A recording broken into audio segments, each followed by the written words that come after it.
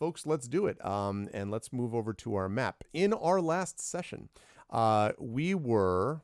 Okay, this map is fine, but I think maybe I could bring you over a little bit to where you actually are. That's more like it. Yes, much better. In our last session, the party has been attempting to seek through this house, which it is claimed by the residents of Saltmarsh is a haunted place. The reality, of course, is that whether or not it's haunted, there are some issues going on with that house, specifically with possibly smugglers that have been using that home and or slavers who have been using that place as a base of operations. Formerly owned by an artificer alchemist who is now gone and has been taken over by something.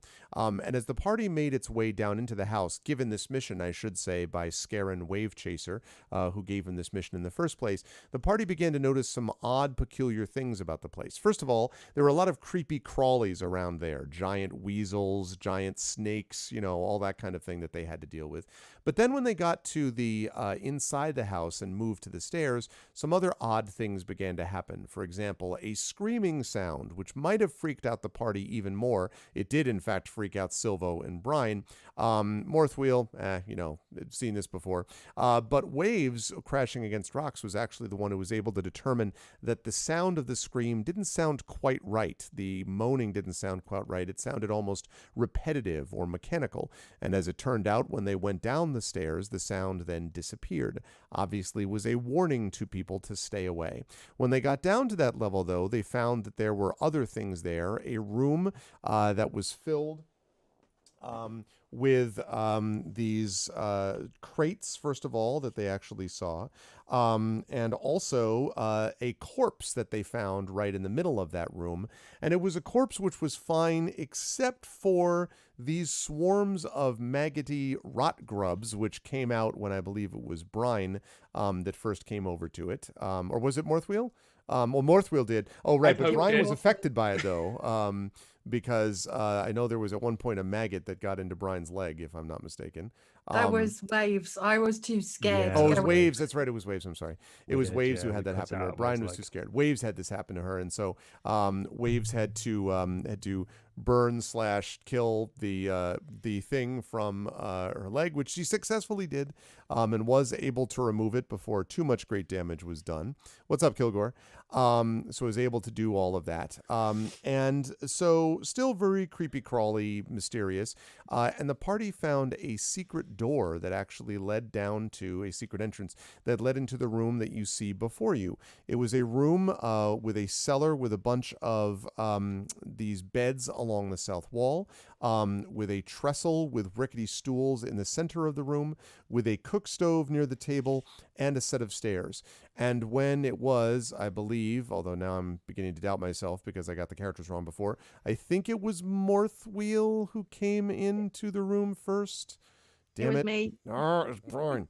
Oh, so no, it was Brine who actually came in and was ambushed. But the party was able to, and Brine actually went down at one point, but it was okay because the party was able to eliminate these people who were attempting to ambush them. And these people were definitely not undead and definitely were not ghosts of any kind. They were, in fact, your standard everyday smuggler thug types that had been trying to do something to the party. The party, being relatively weak after all of this and needing some rest, managed to go into this room that you see they are currently sitting in. And they found some cool stuff, actually, within that room. They discovered a wooden locker at its foot. They found a bullseye lantern, which may have something to do with signaling, because I believe it was Silvo who might have found it, or it was Morthwyl, I can't remember, who ended up finding the instructions. I rinsed that room. Yeah, they found like the instructions basically for how the lantern was supposed to be used, and also found a spell book of kind within the room. And so all of that was great. They found all this information. They found some simple words and phrases in the common tongue and their equivalents in Goblin. They found a volume of erotic poetry, fully illustrated. Very important that we talk about that. We found all of that stuff, and a naval almanac too. And there was even a treatise concerning the demigod Ios and his minions. So we found all of that, and then with the door closed, with them attempting to rest, they also heard someone enter the larger room, the cellar, and then they heard steps coming towards the door of the room in which they are found. And as we hand things back over to the party, I'm going to fire up the music here. Whoops. How about I actually fire up the music? I'm going to fire up our music, which is Haunted Cemetery. Make sure that's working. Hang on. There we go. That's exactly what we want. Perfect. Okay. And I'm going to hand things back over to the party. So you hear the sound of these steps coming towards the room. Party, what would you like to do? Who is awake? I think I'm resting at the moment. Okay. I vaguely remember Waves waking up. Yes, I woke up and I was seriously like, up again and looking good, everything fine. We're just like, I'm fine. What's going on? And it's, if I remember correctly, pitch black in the room at the moment. Yes. Go ahead. Mechanically speaking, had we taken a short rest? I know we hadn't taken a long rest, but yes, you I will have think taken we a had short. taken a short. Yes, you will have taken a short rest. Yes, and Yeah, it hit doesn't point affect wise, me. I have Waves. I'm sorry, Mike. I have Waves at 13 out of 13. I have Yes. Silvo at 7 out of 8. I have Morthwyl at 11 out of 11. And Brine, I think I have you still at 7 out of 13. I don't know. I've got 7 out of 13 on my character sheet. Okay, yeah. that's what I thought. So just one reminder then. I don't know whether you used... Did you roll hit dice to restore that one? To restore your... Or not? Because if you're taking a short rest, you could use your hit die at this point, Brine, to try to... I don't think you've used it yet. So you could roll a hit die to get some more hit points back. I can't remember, but I will let you make the decision. As If Yeah, the I- offer's on the table, I'd take it. Yeah, I think you did. I think you have not used it yet, so I think you can use it. So you can roll your hit die, and as a fighter, I think that's a D8. So you could, if you wish, roll the D8 to see how many of your hit points you get back, and then your hit dice will be used up. But 5. All right. So Excellent. 12 out of 13. Oh, actually, should be plus con, right? So my con's +3, so that puts me up to full HP. there you go. And your hit dice are used Nice. up, but now you are in a much better spot. But you So the are only one who's healed. slightly injured is Silvo, which should be fine, right? Silvo. Yeah, I'm fine. No problem. Yeah, it's absolutely fine. I'm a sorcerer. I'm notoriously hardy. Yeah, oh yeah, definitely. Exactly. Yeah, very made of tough stuff. Yes. Mm, Okay, absolutely. so now we know what the deal is. It is dark in the room, although I believe one of the points that chat made with some amusement is that a number of you would be able to see in the dark already, so it wouldn't be quite as dark theoretically. Yes, Um, I know I can see in the dark. I assume that Morthwyl can see in the dark. But I don't Morthwyl know. has dark vision. Knowing nothing of kenkus or genasis, I have no idea if they would be able to see in the dark. I Well- think there was no clarification about genasis, so I think we decided that they didn't have night vision. Because that's it what I didn't forgot say about. that they did. Excellent. Well, the kenkus don't, so I sit up and you can see me like slowly just- turning my I head, do- very obviously not seeing anything, and then doing a I- very low question and whistling sound. You know, like to see if somebody's there. Okay. You hear it from the corner of the room. You're safe. It's okay. But remain quiet. Someone's coming. Why not? I'm Going being this very way. quiet. Out of interest, when we opened this door here that I'm clicking on, which way did it open? Just one quick note, first of all, before I answer that. Yeah, Rudnell's quite right. That should have been a 1d10, not a 1d8. My bad. But for Brine as a fighter, but it doesn't matter because you're full up anyway. But it would be a 1d10. But yeah, quite right, Rudnell. Sorry. So you're asking, what did you ask me? I'm sorry, Mike. The door. Which way did the door open? The door opens inwards towards you, and I think that you originally barred. I think you barred it or tried to like put some stuff across it to yeah. block it, as I recall. Yeah, I wanted to say we tried to block it. I just want to make sure I'm behind it as it would open, if that makes sense. So if it were to open towards the chair, then I'd move myself over there. But if not, then I'm going to keep myself here. I'm going to stand up and tuck myself into the corner as much as possible. Okay, yeah, because the door does open like this. That's my keyboard. So it like opens, hinged on the left side and then up. I don't need to leave the call. Thank you. I don't know how you always know the shortcut for that. The door is hinged up to the left, right? So it is that way basically that you see. Okay, it. cool. So but now there is stuff still in front of the door, I should say. Do you want to leave that stuff there? No, what I want to do is I want to speak to the other party members, but I don't want to make any noise. Okay. So my telepathic ability, as a bonus action, I can reach out and talk to one character that I can see within so many feet. As it's a bonus action and we're not in combat, can I do that to all 3 party members? Sure. I think you could do. Yeah. Yeah. I think you could do that. Okay. So all 3 of you hear Silvo whispering directly into your ears.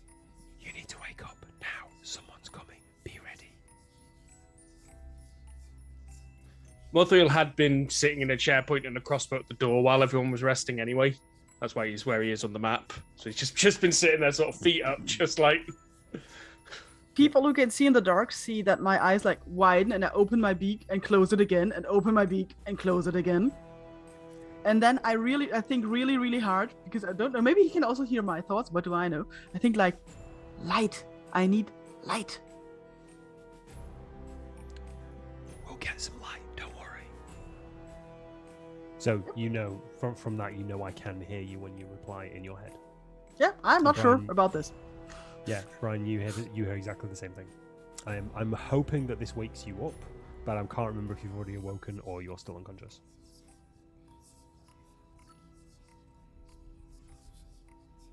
Is Brian? Yeah, I was gonna say, is Brian asleep? Brian's going to like, obviously she was on alert even when she was resting, and she's going to. Can I tell the direct? Because obviously I can hear Silvo's voice in my head. Do I know where he is in the room? Can I get a direction from it, or do I just not know he's near the door? It's in your head, so you hear it as though you were wearing noise-cancelling headphones. Right. Like you just hear it directly into both ears. Unfortunately, you don't, unless you can see, you don't get a good bead on where I am. No, that's fine. In which case, I know which direction the door is because I know where I lay down. So I'm just going to get my crossbow out and point it in the direction of the door. Okay, and as you do that, by the way, in the door you hear a and then oi, this thing's not. Oh, bring that thing over here. It's not. What? Oi, and then whoa. This thing's locked. Well, go get Lord Sabalit then. He was just here. Well, go find him. No, I don't know. Tell him he needs to get in this room. Someone's locked it. Or maybe he did. I don't know. And then you see there's like this discussion back and forth about the door, with the door constantly jiggling. And you hear that there are a couple of people outside the door at the moment that seem to be talking to each other. And then one of them says, all right. And then you hear footsteps walking away, and someone else continues to jiggle the door. So if you were to interpret that, it seems pretty likely that someone has been sent to get Lord Sabalit, or something, and the other person is jiggle, jiggle, jiggle, jiggle. Did he describe it as this room or his room? His room. His room. Yep. So this is Lord Sabalit's room. Apparently. Crap. The fancy robe in the wardrobe, not. Yeah, the fancy robe, the golden candelabra, the magic book. Yeah, fair yeah, enough. the codes. Yeah, the codes, the lantern, and then all the loot. You hear like and the something naughty banging. book. Maybe that's her scream that they were listening for might draw him away. Maybe.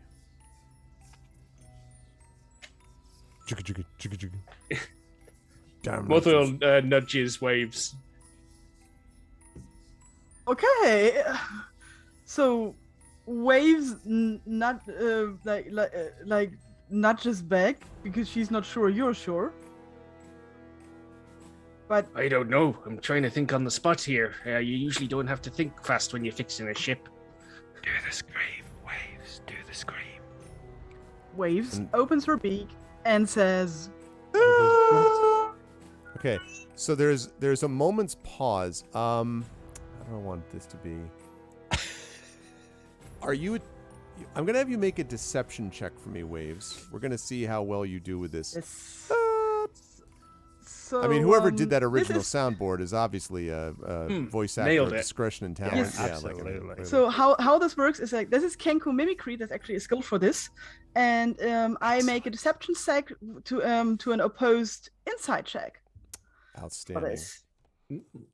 Okay. Love kenkus. I just I need love to- kenkus. I'm officially making a kenku.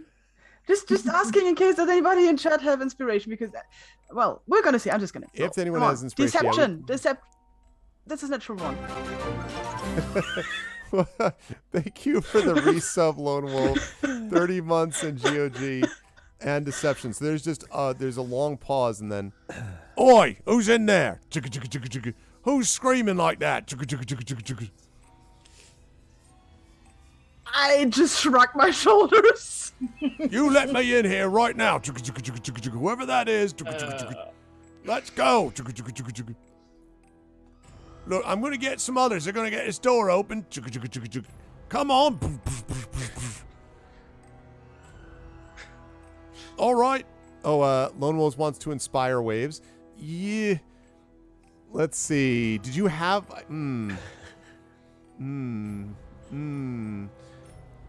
All right, Waves. This is the last time. This is the last time I'm going to do this because I'm being super friendly and but I'm in a good mood. I will let you take that inspiration that Lone Wolf has generously given you. Thank you so much, Lone Wolf. Let's scream you, again Lone like an Arf Banshee. Come on. 12. Can I cast guidance? You I probably should. Nah, I should have declared it before. yeah, exactly. Yeah. So, and now an insight check to see whether this is. Okay, yeah. Now I gotta make that roll. Hold on a second, though. I just want to make sure.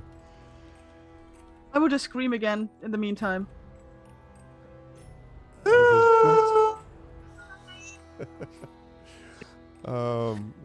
Thanks very much for Memories and 8-bit for making the sound effect, by the way. Wow. Okay, so there's a Absolutely. so never mind the you're in there thing. So you hear that, and then there's a oh blimey, what? Hey, I'll go with you to find him.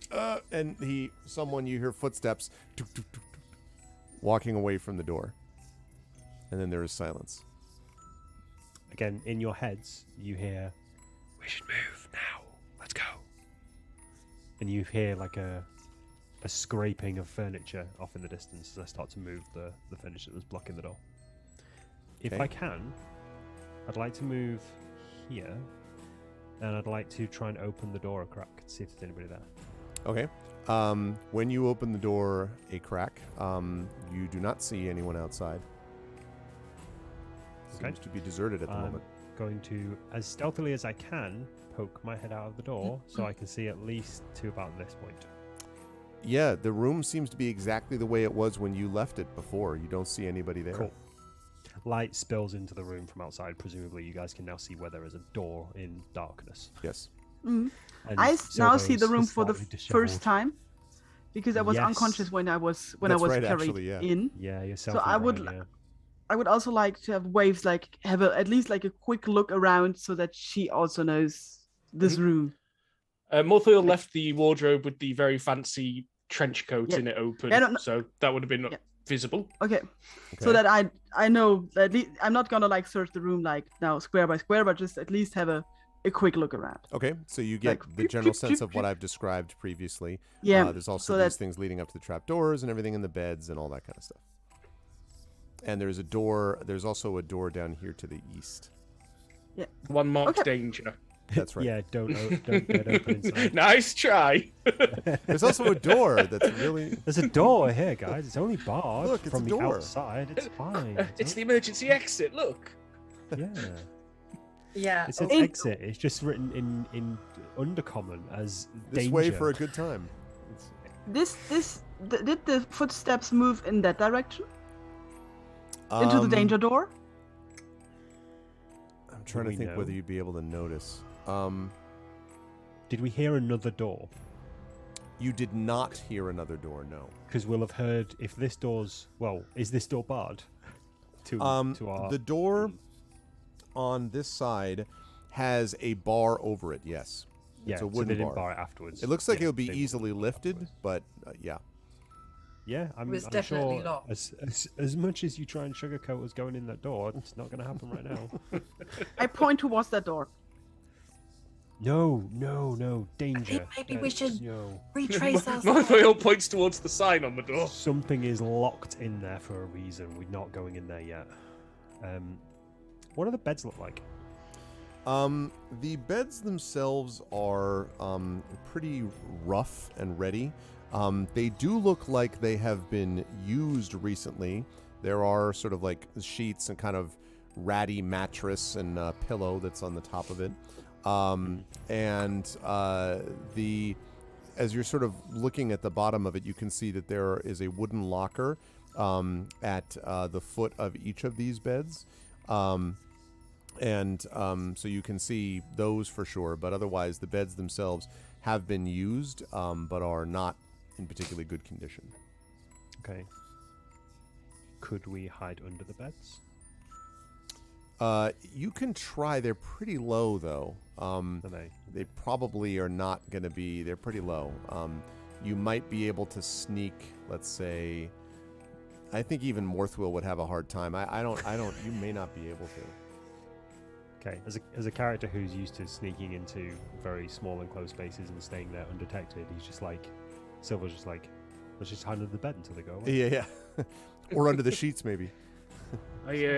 Before you came to the door, I overheard someone talking about that screaming staircase. Stands to reason they may be over there looking for us, so mayhaps we go up the other trapdoor. We go to the trapdoor. Yeah, I reckon we go to the trapdoor. I point at the danger door for one last time. Maybe it's convincing now. We'll come back to the danger door. Don't worry. Right now, we need to go safety. Can I have a You're listen welcome the to danger check door? it, but we're having a rough time of it. Safe first, valor later. Go ahead, Brian. Can I have a listen at the danger door? Sure, absolutely you can. Go ahead and make a perception check for me, please. 19. Wow. So when you listen here, you just sort of listen very carefully, and you don't really make out any sound from there at all. It seems very quiet. I can't hear anything. So, Waves nods emphatically. No, that doesn't mean there's nothing in there. It's barred for a reason. Bullshit. I don't think it's gonna lead anywhere. Prisoners could be in there, I suppose, and this was an alchemist's house. Maybe it was his old lab. And let me just check my memory bank so I can remember what the guy's name was. Canis said that there was a rumor that there were slavers up here, so maybe they do have prisoners that we aren't aware of, but I think I'd probably be able to hear them. Maybe save ourselves first, investigate in a bit. I like that idea. The pirate has the best idea. I second the pirate. Waves looks one last time longingly at the door and then shrugs and moves towards the room with the bats. We will get to the door with the bar on it. Don't worry. Okay, I am not dying in this house. You're heading for this, or you're heading for this? I trapdoor. This I or thought this? Okay, I thought so you are I'm headed towards heading it. for this. Okay. I'm walking towards the trapdoor this way. You say As you're I've heading been towards the speaking- secret door, Brian? Yes, I'm heading towards this Oh. trapdoor here. Oh, okay. No, that's right. I thought. Never mind. Okay. That's all good. All right. Okay. So As we reach that, is that scout's body still there? yes. Wait a minute. Let me think about that. No, because I'm pretty sure you moved the scout's body. I want to say. No, I don't think we did. Maybe not. I think it was searched because we desperately needed a healing No, that's potion. right. And actually, I know Yeah, we why. searched I was trying to remember why they didn't see that. Now I remember because he was up the stairs. You may remember that he was trying to get up the stairs and you shot him down there. So that's why they didn't see him. Okay. Because I was like, why would they do? That's why. So yes, then the body is still there. Okay. Silvo stands for a very long moment looking at the body and just seems completely oblivious to everything around him. Waves looks at him suspiciously, because after he spoke in her mind, she's a bit unsure. Maybe now necromancy is the next step. There is a look of very deep sadness in Silvo's face. Morthwyl was trying the trapdoor. Okay. So when you go up to the trap door, I need to make sure whether it's locked or not. Or trapped. Yeah, exactly. Or trapped. Of course it's trapped. It's a trapdoor. It's a trapdoor. I see what you did there. Don't you open that trapdoor. What a show. What a show. Fool if you dare. Sorry, this is not making sense to me. Where this map? It was a TV show. But feed me. Genuinely gonna have to find the trapdoor theme song now on YouTube.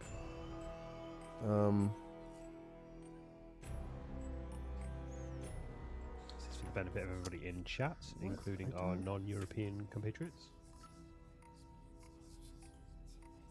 I'm not understanding at all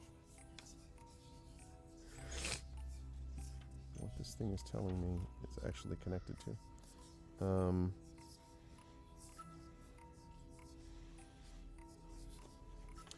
Oh.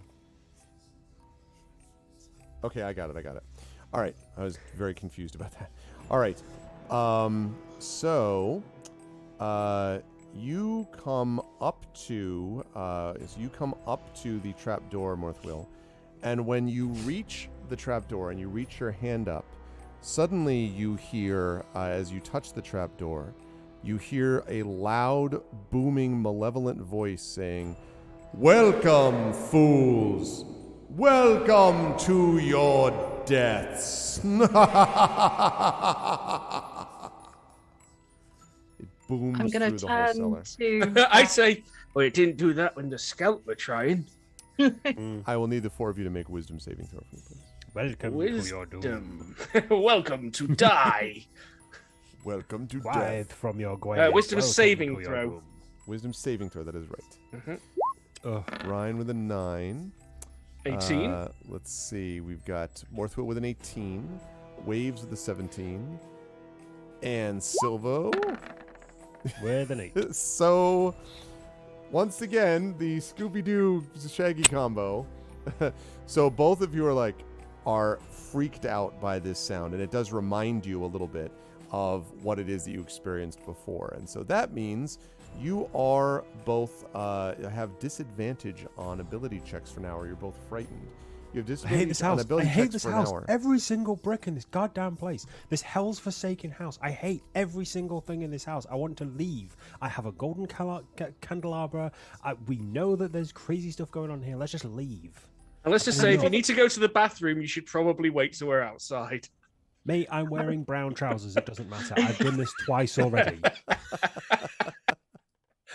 All right, I'm covered in my own mess, Inanda's blood, a lot of Brine's blood, and God knows what from God knows who. I just want to get out of here. I'm happy in an alleyway. Right, I'm more happy in a cutthroat-filled alleyway than I am in this place. I just want to go home.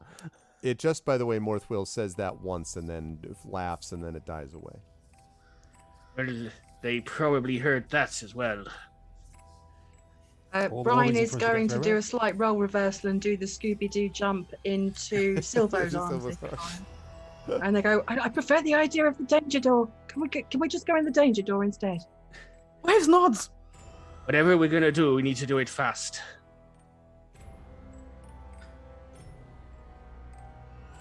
Waves is also really confused by Silvo's all of legs this. just start buckling slightly. And he just I mean, lowers Morthwyl's to the just frozen in ground. place holding the trap door at this point because he's not going to make the first move right now. Okay, I'm Okay, gonna get out of Silvo's arms, and I'm kind of backing away from this trapdoor, kind of with my crossbow out, like trying to puff up my shoulders, like I've seen do. Like how birds fluff up their feathers when they're trying to look big. Yeah. I'm backing away from this door.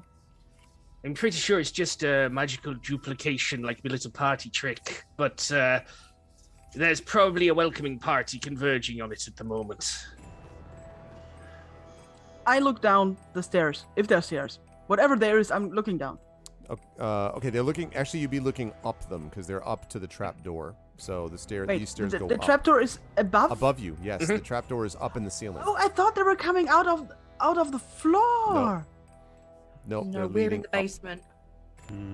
Yeah, I thought there was like the basement's basement or something like that, you know? Ah, That was my thinking. The secret basement of the basement in a haunted house. That could have been. Okay, then I look up. Are there any like wall sconces or anything like that? Any like hooks I can try and pull to see if I can find like a better door out here? There are a few of those that you could try to do that with. Yeah, as you kind of go around the outside. There is a desperate, almost childlike panic in Silvo's face as he just scrabbles to like. Let's imagine it. He just scrabbles to like this wall and just like pulling on these candles. And he's like, nope. Runs over here. He's like pulling on a fixture. Nope. Runs over here. And starts pulling on stuff and like hammering different coloured stones. He's like, there's gotta be a way out of here, guys. There's gotta be a way out of here. Okay, I just carry on doing that. So Waves, when you look up, you see basically just Morthwyl kind of was frozen and then kind of steps away and moves down from the stairs. So you see the closed trap door above you. And that's pretty much all that you can obviously see in the ceiling. Let's see. I will ask you to make an investigation check from me, Silvo, as you are frantically running around, pulling everything that you can pull and pushing every gem and kicking stones. And by all means, this was just a desperate attempt. I actually had a mouthful of food then, sorry. Investigation check, there we go. but while eating around you. 15. So, Silvo, as you're making your way around, you finally are like, anyone, and there's one of those moments where, like, you know, the Princess Bride, where he finally puts his hand on the tree knot and it just suddenly pushes in. And so more or less that happens here, or at least sort of, where Silvo ends up right in the corner. There is an empty sconce that you pull on, and suddenly opens up to reveal an area below. By the blessed beard of Bacob. I mean, I'm not looking for the term savior or hero, but I think we should leave and then thank me later. They'll know we come this way, though. I am already through the door. I mean, me backing away from the trapdoor meant that I saw this open, and I'm already kind of like legging. Oh, goody! It goes deeper. That's exactly. The stairs go deeper. And you can see that you also feel there's, as you're sort of looking at the top of these stairs, you can feel a kind of a damp coldness kind of flowing up these stairs to you, Silvo. A damp coldness, like... Is it fresh air? No, but there is the kind of tang of slight salt. Is it sea air? Yes. Is it? Oh, okay. It does, okay. but it seems also really musty. Like it's not, it is sea air, but it doesn't look like it's like, here's the sea right here. But yeah, I'm going to stealth my way to this corner and peek my head around. I would like you to make a stealth check for me, please. And I would like to ask the others what the three of you are doing besides. I know you said you were moving in that direction, but go ahead, Morthwyl. Morthwyl is going to go through the door and look to see if he can find a way to close it from his side. Okay. Make an investigation check for me, please. Okie dokie. I'm going to put guidance on myself. Just give myself a little tap of the magic lockpick. I'm going to try and get through this door before Morthwyl tries to close it. So that would be a 21 with my guidance bonus. Okay. Yes, you do in fact find on the other side there is a sort of brick that is out of place, a stone which is out of place that you could press. And when you press it, you have this moment where Brine sneaks through and then and suddenly Waves is just on the other side of the room. Waves is like looks around. There's nobody in the room. It's You just, glorious tiny engineer, you. it's just empty. Oh, before I do anything else, I think Wave should be allowed to react to that. I just stare at all of you people suddenly running through a secret door that was there for a moment, and then it closes. Like with no You're warning here. We at got rid of all. the bird. Yeah, on the other side. So was the door Okay, ajar? I very carefully, because I don't want to be smacked on the face with a secret door, walk towards the door. Okay. And wait for a moment, because maybe they're gonna open it again. I don't know. Are Morthwyl, are you going to reopen Well, I it? noticed that Waves didn't make it through the door, so I poked the same brick again to see if I Okay, get and the it same does result. and opens up again. Oh, And you can see, I'll look you can at see a you rather with a confused question looking in my Waves. eye. Yeah, I was gonna say. hey, sorry about that. Thought you were right behind us. I come inside now. I poked the brick again.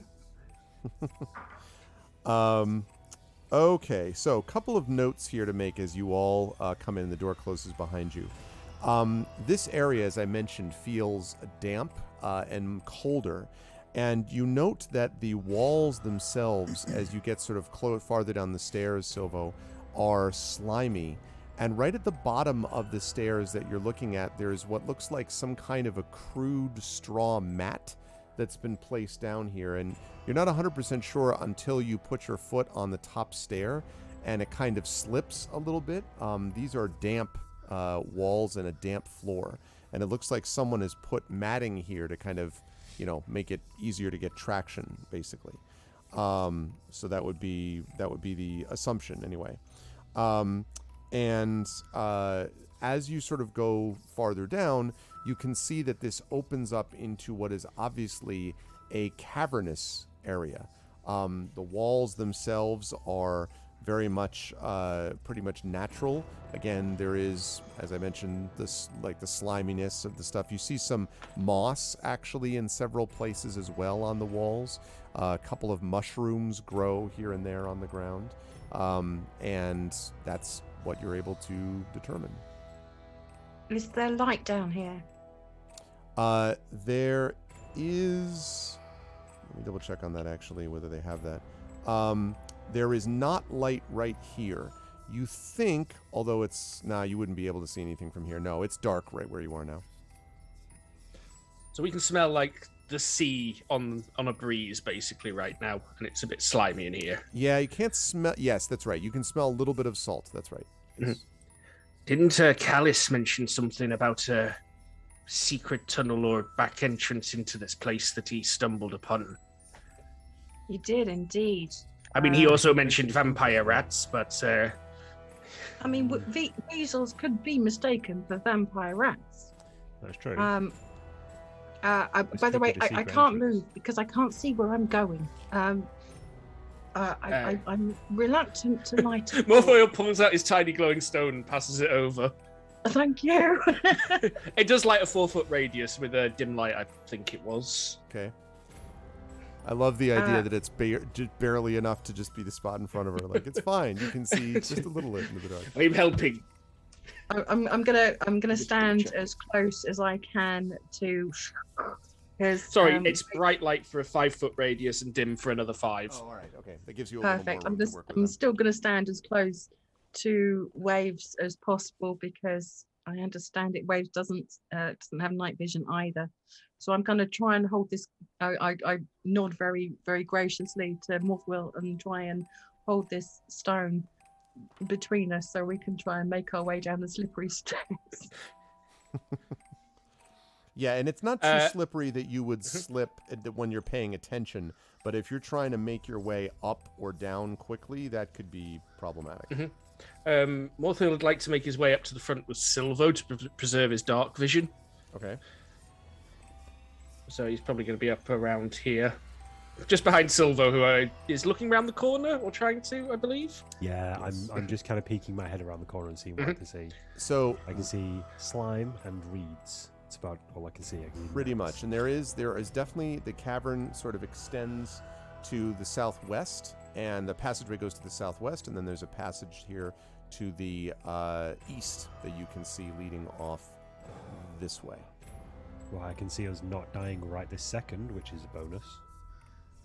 But we now have a passageway that leads two ways. I'll take death later over death now any day. I've been putting off death for a couple 100 years at this point, so I'm not keen on getting in some practice. Man, I've been putting it off for about the last 4 hours or so. I don't know. How long have we known each other? Aye, yes.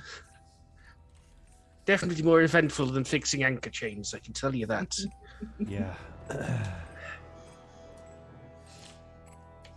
So, we have a left and we have a right. And I look over to Brine and Waves as well. We have a left and a right. What do you think? Can I kind of move as close as I can to this gap here between here without kind of obstructing Silvo or Morthwyl's night vision? And can I listen intently to see if I can hear something in either direction? Sure. Yes, indeed. You can do that. So go ahead and move your character there. And across this point, the corridor goes, "So, you have come down the secret passage!" Finish that. You can now be found in the following... Yeah. I'd look over to Waves and Brine. If it's a problem, like, we can light a torch. That's not an issue. Like, if you guys, because I kind of motion up and down to the weapons that they're carrying. You guys should probably be in the front. Let's rummage see if anyone's down here first. All right, I rummage in my backpack and pull out. Looking at my list. One moment. A hooded lantern. Oh, excellent. All right. Let's I change don't- this music up a little bit. Apparently, too. somebody with lots of feathers is not really a good friend of torches. I do have a torch in my inventory, but okay. Maybe we should make sure there's no one down here before we make our presence known. I show how you can use the hood of the lantern to make it light up or not light up. Perfect. All right. Can I listen down either one of these corridors? Yes. Both So both go ahead and of make... them. Yeah, go ahead and make your Silvo perception. take the bullseye lantern as well, or was it left? I mean, I'm assuming Silvo because he was purloining everything else. No, I absolutely pocketed that. Yeah, that's what I thought. So I believe you. We had a bit of a conversation about exactly what I could fit in my rack. That's right, because I came in and you were like trying to Tetris everything. Yeah, I basically have half a candelabra sticking out of it at the moment. I have the bullseye lantern on my hip. Basically, I'm a walking bazaar at this point. And whilst you're talking about the bullseye lantern, Brine also pipes up. I did make a note as well of the code. Long, short. Is it safe? Short, long, short. Everything's safe. Long. Unload. So maybe we should keep that close in case we need to signal someone else. Silvo And I just kept taps the his chest the pocket. books. Perfect. Okay, do you want me to roll for both corridors or one? No, roll one for... one should do for both. But make a perception check for me, and let's see what there is stuff that's there. I'm decidedly unperceptive. You're just like, yeah, you're like, you definitely hear dripping of water, and you hear kind of, and then you realize that's Silvo behind you, who's still kind of looking around the corner. You just hear this like thumping, and you just like you can see like cartoon-esque, like Silvo's heart just pounding in his chest. I should have rolled that with disadvantage anyway, but because I'm Oh, right, because you're frightened, frightened. but I Yes, don't that's think right. I can get lower than 5. I can try. Yeah, go ahead and do it anyway. I'm just curious. Okay. Yeah, no, five's it's all right. the lowest. I had this image of you being like, you've gone deaf completely, of no knowledge of Yeah, I anything. fell down the stairs and now I'm blind too. I see nothing. You will be able to repeat that check, by the way, in about another 10 minutes or so game time. So just I'll try to remember to remind you and Silva both that you can redo that. Okay, So, yeah, you hear nothing except just the sort of dripping of the caverns around you. I can't hear anything. It just sounds wet. If we go east, it's kind of towards where the danger door was. If we go west, we're kind of getting towards the outskirts of where the house lies. I think if we're going to try and find anything, we do need to go east. Waves also points into the east direction. Go east, like this way east? Yeah, east. East or Greyhawk east? East, or yeah, east or not east. Okay. East as far as I can see on the map. I'm underground. How the hell do you people know what direction it is? Is it left or right? just pick one. So I was just wondering about whether dwarves had like a racial thing for knowing where they are underground, but it might be a different sub-species of dwarf than the one I am. Yeah, we need to double check that and see. I'm not sure. Yeah, there was nothing specific because I'm hill dwarf and there was nothing specifically noted, but I'm sure again, lots of different RPGs in my head. It's got in there from somewhere. Yeah. I make sure I'm firmly behind the two people with swords. Like Astronomal is looking quickly, which I appreciate, Astronomal, while I'm doing these other two things. I'm leaning towards no for now because otherwise I'm sure there would have been a note saying that you, as this species, you will know where you are at all times. Yes. So for Waves, this is like direction of the danger door. She doesn't really think like it's east, but direction of the danger door. Is this why you want to go this way? Yes. I knew it. Okay. Well, I've been through. Silvo's been through a secret passageway down a slippery staircase and is now behind two fighters. He's just like, I don't care which way we go. It's just left or right. Just pick a direction. Just go away. Go a way. Okay, I start moving slowly forward with a drawn rapier in the one hand and the hooded lantern in the other. Yeah, so dwarves don't. I'm going to say, hold up a sec, my feathered friend. Maybe you need a bit of assistance there. I would like to cast guidance. Okay. You can do that. And yes, you don't have that ability, Morthwyl. No. Some games I've played once at some point. Yeah.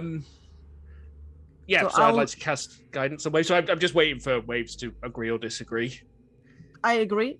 And then I'll continue walking slowly forward until there's another choice to make. And you're attempting to be stealthy as you do this, yes? Yes, I want to be stealthy. So go ahead and make a stealth check for me, please, as you. I so will.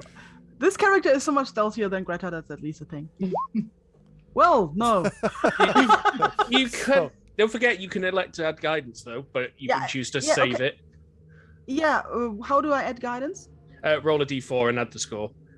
Yeah, I think I should maybe do this. I didn't think how this works. 1d4, come on. No, it's not doing it. So you so you move in that direction, and after a moment, Brine, you notice that there's kind of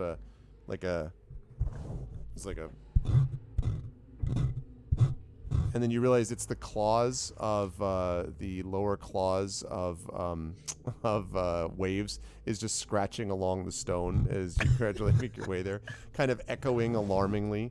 Let's see if I can. Waves. It's. Would you like me to go in front? I make a movement to show that I am sneaking. And that actually, by sneaking and moving like that, I make it worse.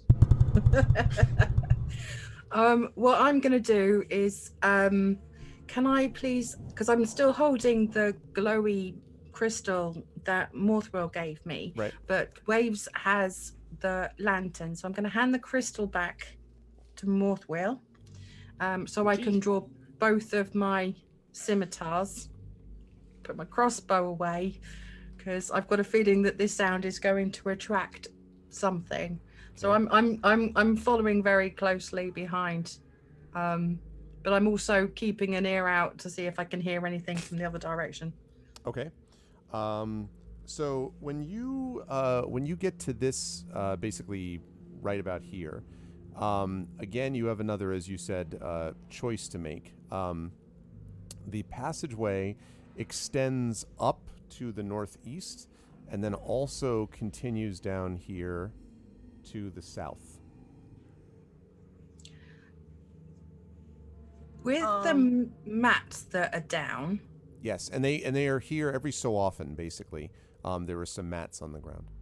Are there any recent like footprints or evidence that they've been used recently? Are they wet? Are they well, they are wet, but that's kind of a general condition. Make an investigation check for me, though. Let's see if you note anything else. 13. There definitely is traffic on these mats. There's no question that there are people moving over, and you can see that they're kind of in the middle, especially. They're sort of dirty, and there are different boot prints and footprints and stuff that you can see on each of these mats. But it's hard to tell if it's recent, like very recent. It obviously is recent within the last year to 6 months or whatever. Unclear if it's recent as in within the last 10 to 15 minutes. That's not clear. Is there one path that is trodden more than the others that is obviously used more? Looks like both of them are used fairly extensively. Okay. Also, you and Silvo can now both repeat your wisdom saving throw here. Okay. I would like to cast guidance on Silvo, since Brian's already rolled. Marvelous, thank you. Wisdom saving throw. Brian is That's still 1d4, really right? scared. I'm only scared of that trapdoor, though, right? Right. Oh yeah, that's the only thing you're afraid of. No, you're generally afraid. Well, you can add a d4 if you want to, or you can save it for later. I will add the d4 because I don't know what the DC is, so that's a 19. Silvo, you feel a little better now. It feels to you as if now that, sort of to Brian's point, now that you've moved away from where the scary voice came, you feel a little better. Brian, it still echoes in your memory and in your mind. I just want to get as far away from that trapdoor as possible, Yeah. which is why I'm following so closely behind Waves. Exactly. I just look over to Morthwyl. I'm like, I'm feeling considerably, surprisingly calmer, considering there are so many passageways where something could come out and eat us at any second. I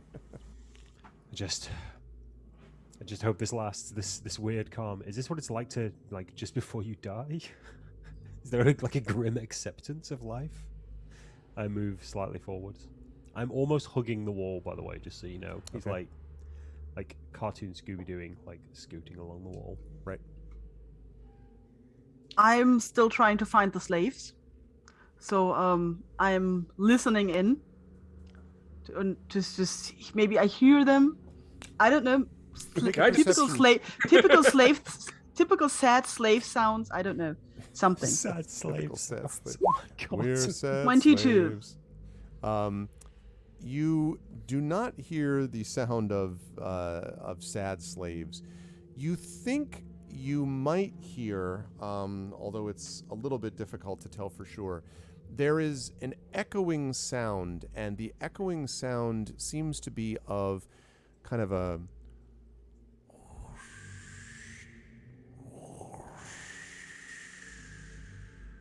Is it a sound of waves crashing against rocks? It is, in fact, waves. It's not crashing against rocks, but there are waves. The problem is because of the echo, it's hard to tell what direction they're coming from, because it's sort of, roughly speaking, here, which really doesn't help you, because you don't know if that means east or south, but there's some kind of sound coming of what sounds like waves. It's also somewhat distant, but you can definitely hear it a little bit.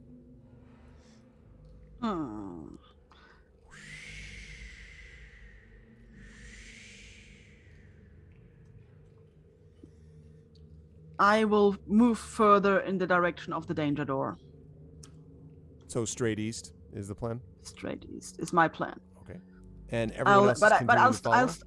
I'll stop then and look back to see if they're following, or maybe they open another secret door and disappear. What? No, just. I like the idea that you're suspicious now that they'll just always disappear into a secret door.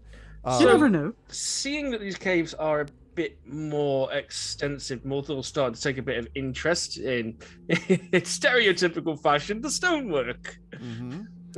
Yes, the stonework here, Morthwyl, is absolutely natural. But there are several places where you can find what looks almost like worked stone. And a lot of it looks like, especially you thought about this coming down out of the stairs, back here, that the area that you came out of clearly was sort of shaped, and the natural cavern opening must have been widened into this spot. So most of what you are down here is in the natural, it's a natural cavern for sure, and natural rock passageways, but some of these also look to have been widened clearly by the work of either humans or dwarves. More likely humans. This is a little sloppy for dwarves, frankly.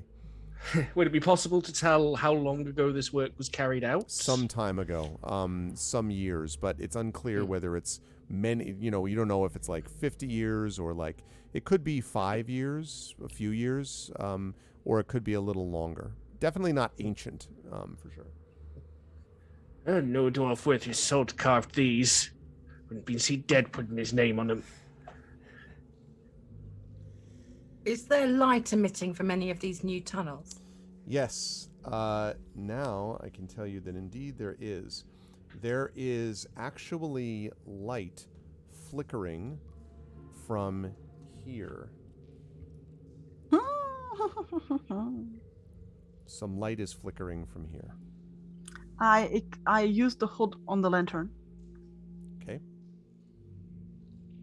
And then I stealth further forward. All right, go ahead and make another stealth check for me, please. Can't cast guidance on this, you're out of touch range. It's gonna be fine. See? It's a natural Wow. 20. Waves just silently moves forward. I just needed that little hint from Brine what I was doing wrong. Yeah. Now you can use your soundboard to make Waves no has just sound at all. disappeared and Brian's shocked. Yeah, I've exactly. just got this mental image as well of Waves like teetering backwards on like her heels so that her claws aren't hitting the ground. Right, Just, right. like tottering like this in perfect silence. Yes. I'm moving like with tiny bird steps, but in a very fluid motion, like this little like in there, Yeah, you move moving forward in silence. You absolutely move completely silently. Welcome, 8-Bit. I'm sorry to hear about the migraine, man. So you were able to make your way. Where are you stealthing to again, Waves? I moved my character Okay. in according to my stealthing. So when you move here, you can see that this opens up again into several areas. And the light that you saw is flickering from down here somewhere. But there is also some light flickering from underneath what looks to be a straight black curtain, which is hanging right here. Ooh, in the direction of the danger door. Haha. Okay, I'm looking back to see if anybody is following me. I am following as stealthily as I can. Obviously, it's just almost disappeared. Does Morthwyl notice that Waves is moving towards the glittering light? I would assume. Yeah. Yes, Okay. absolutely. So it just sort of mutters to anyone who'll listen. I swear she must be part magpie. I'm gonna stealth after Waves. Okay, make a stealth check for me, please.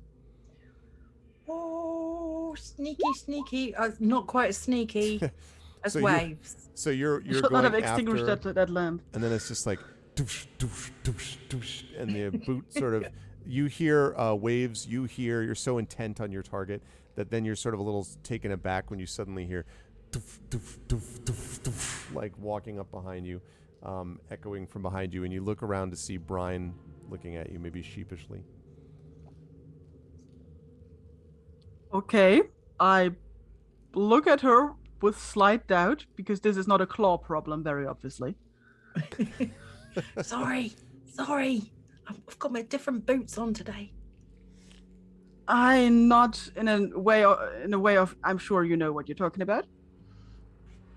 And wait for the rest to catch up, and then I will point towards the black curtain.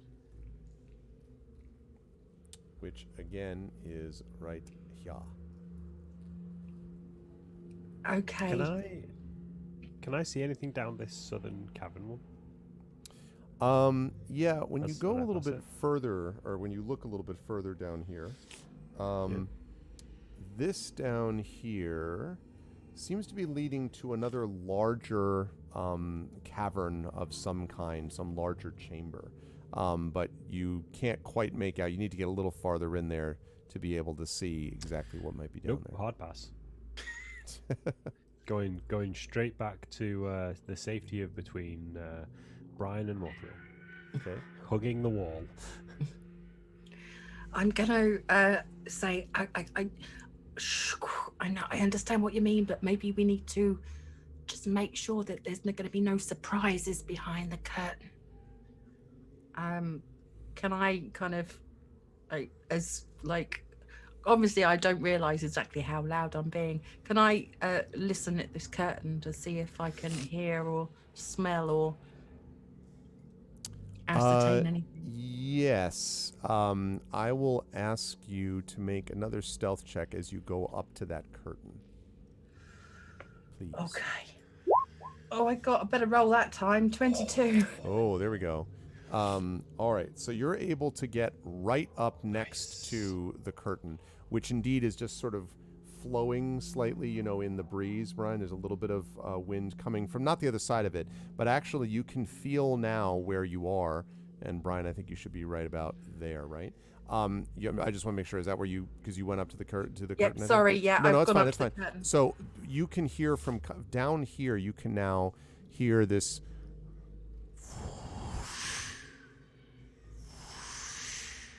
So there's definitely the sound of waves, not your waves, but waves of the ocean coming from down here. And you can also feel the sort of coldness, but the air smells fresher from down here.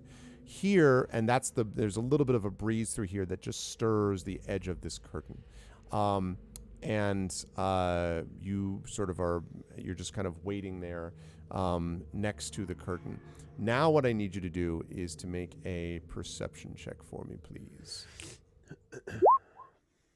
10. Yeah, you're not sure. You definitely get the feeling there's just, you feel like there may be something on the other side. I mean, in the room generally, but you don't know exactly what it might be, and you don't hear anything as of yet.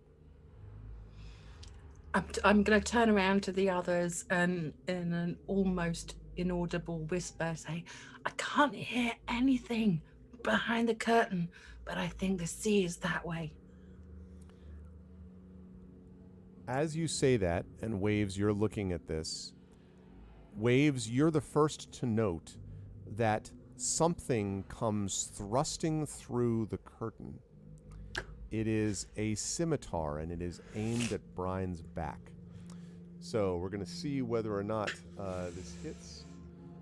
That is a terrible roll. Wow.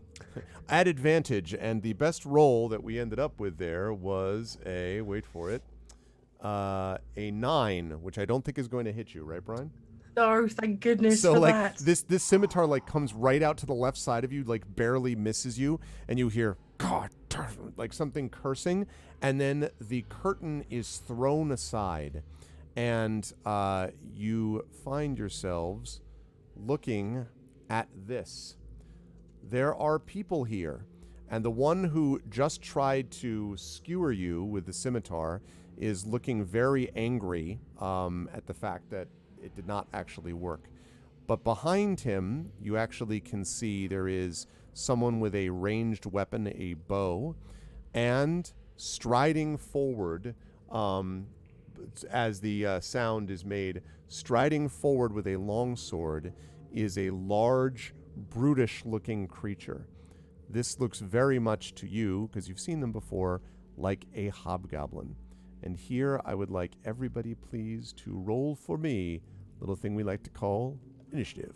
Let's get going. Oh, bollocks. I don't want to die in this place. I don't want to die in this place. Oh, wait a minute. No, we have our own music, don't we? Yeah, we do. Yeah, there we go. Damn The right. same music for the video. Want to make sure that I use the actual combat music that we have here. Okay. Use the theme song. We should have That's taken what the I'm doing. danger door. We should have taken the danger door. All the evil people are here. This is the danger door. No, it's not. You said to go towards the danger You've door. just found the boss room. Danger door would have been better. I knew it. Oh, I'm sorry. I clicked my token before I rolled. I don't know why that didn't do that. Yeah, no, it's okay. I was wondering. I was like, what happened here? That's all right. I Yeah, will. sorry about that. I definitely clicked my token and then clicked the initiative. But I do have my character sheet popped out. I don't know if that makes any difference. Yeah, I it have my might. character sheet popped out as well. Oh, okay. I had mine popped out. Yeah. So then it was definitely just you, doing Mike. that. Yeah, it was just me. Okay. Okay. Figures. I went to the danger zone. Exact, GBK. All right. I like bad initiative rolls. The attacks will be better. Oh, really? Interesting. That's a interesting way of looking at it. Okay. Sometimes going second I'll does take help. that. It Or can. For Fourth sure. or fifth. Yeah, it can. Well, if we were playing Talisman like we were last week, you have the opportunity to make those decisions. But okay, unfortunate, Silvo, that that you will also remain frightened. That's less good. No, I don't, do I? I thought I rolled past that. Silver overcame it. Oh no, I- it's just I Brine. remain- Sorry, Yeah, my yeah, bad. Brine. It's Brine. I'm frightened. That's- I mean, That's if fine. you want to swap that around, I'm pretty sure Brian will probably need that more than Yeah. I will. No, I think we're all good. Okay, so just a moment as I get the actual monsters arranged. You're getting monsters as well. No, these monsters. I mean, for the moment. Let's see. Who knows To be what fair, the we future... don't know their monsters. We haven't spoke to them. Exactly, that's true. Maybe they're just totally friendly. And Maybe they think we're the pirates. right, from my point of view, the Sith are evil. Brian- They're- Brian is the pirate. Brian is the pirate. Oh, Are we yeah. the baddies? Oh, technically isn't Waves as well? No, I'm a sailor. Oh, okay. Well, we don't know. That. Yeah. No, you don't mix those two up. No, I'm sorry. That's how you really wind people up. I've seen many a tavern brawl start over calling a sailor a pirate. Okay. Hey, chat, is the music too loud, or players? Is the music too loud? It's not too loud for me. I can't hear it. Music's fine for me. Music is a bit loud for me. Okay, thank you. Mine's just my Chrome, I think. There we go. That's better. I just want to make sure I cut it I'm down. just going to refresh roll 20. Oh, it so- said level is okay? Oh, all right. Well, there we go. We'll split the difference. All right. there we go. Right. So we will have this one go like that. All right. And then we're going to have that. Oh, I don't like it when he plots things. And then we're going It's to one of the do- worst sounds whenever we play is Arv thinking. I just don't. Things never like when he ad libs stuff. It's fine and it works out all right for everyone. But when he actually thinks about stuff, we're screwed. Implying that most of the time what I do is just wing it. Is that what you're saying? It's. I mean, it's considered winging it, but it's Um, very good winging it. Oh, well, thank you. I'm glad. Thank you. Creativity. Okay, right. All right, let's get moving here. We begin with this hobgoblin, which is the first to act. The hobgoblin is perhaps a little annoyed at his companion for missing a very obvious right in front of him sort of thing, is going to stride forward, slip past the bandit, and move here. So just slide to that side.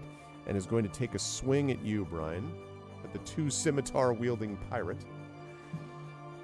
And the hobgoblin is doing this with his longsword. And that is an 18 to hit. That hits me. Okay. Ooh, that is 7 points of damage as he Goodness strikes sake. down.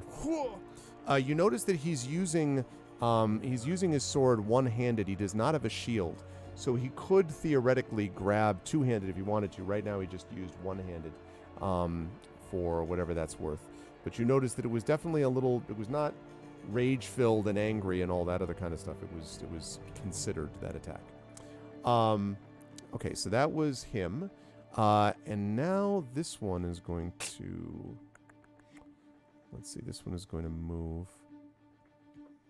Actually, probably, because this one, is going to shoot over. This one right here, actually, Morthwyl, is a dwarf, which is convenient because the one wielding a bow right back here is going to fire over the dwarf's head at guess who?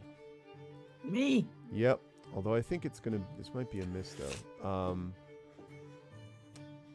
Makes 2 attacks, though. Well, the first one is a 12. Is that a miss? That's a miss. Okay, and the second one... Okay. Second one is a 6. So, 2 misses. And the longbow-wielding scout, or whoever it is, curses. And that brings us to Waves. Waves, you're up next. I drop the lantern, if I'm still holding it. Clang. And put on my shield instead, and poke the hobgoblin with the rapier. And this time I'm gonna do it right. Okay. Come on, we can do this. Poke it. 21. 21 will absolutely hit. And 11 piercing. Wow, nice. Okay. So that does a lot of damage. That thing is, you pierce it practically through the neck, and it's like, ooh, like kind of staggers back from clutching at its neck. It is not dead, but is very, very hurt. Good stuff, Waves. I assume you're going to stay where you are? Well, if I stay where I am, then Brine is still front row and she doesn't look good, right? That is true. Can I... But she's not going to be able to switch with you until her turn. So you can slide through her. You know, you can like pass through her, and you could actually pass through her to right this square, and like without provoking an attack if you wanted. I think I'm gonna do that also, that the others can move forward and that somebody's in front of Brine. Okay. So I'm gonna move there. Okay. Sounds like a plan. All right. So you're going to do that. That's going to bring us to the aforementioned Brine. Brine, you've got a very hurt hobgoblin. You've got a bandit, a dwarven bandit, who is now blocked off by Waves, and you've been hurt a little bit yourself. Okay. First off, I'm going to fully shout at this hobgoblin. Who do you think you are? We were trying to help people here. And then I am going to attack him with both of my scimitars. All right. Go ahead and make your attack on this, and on the hobgoblin, you said, right? Yep. Okay. Yep. Go ahead and make that attack. Okay. Sorry. For some reason, it automatically does the damage. Does both. Okay. Well, that's okay. There's a way to turn that off. That is definitely a hit. And so it's automatically rolled the damage. So Right. that's 8 So you're taking damage. 8. Oh, wait a minute. I'm sorry. I take that back. That is not a hit. I take that back. This guy is wearing chainmail and actually blocks your sword. I didn't see. He has a higher AC than I thought. My fault. No, that does not hit. I've got a second scimitar that rolls exactly the same. Same results. Yeah. He blocks off twice with his sword.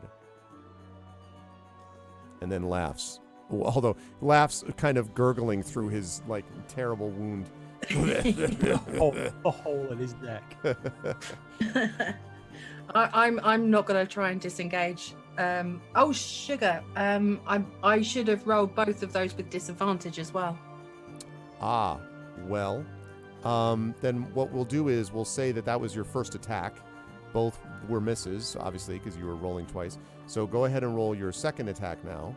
Okay. And you're doing it, but we'll just make sure you roll twice for disadvantage. So. I got 6. Yeah, that is definitely a miss. That would have missed. Yep. Okay. So you're staying where you are, you said. And that is going to lead us to this bandit, this dwarven bandit that is facing down Waves and is very frustrated, and with its scimitar attacks you, Waves, with a 20 to hit, not a natural. Yeah, 20 hits. That is going to do 6 points of damage to you, Waves, as his scimitar slashes along your side, and he laughs and he says, "Take a few feathers from you, birdie." And then is going to stay in the exact same place, and that's going to leave us to Silvo is up next. Oh, Can I quickly growl? Can I quickly growl at him? Oh, sure.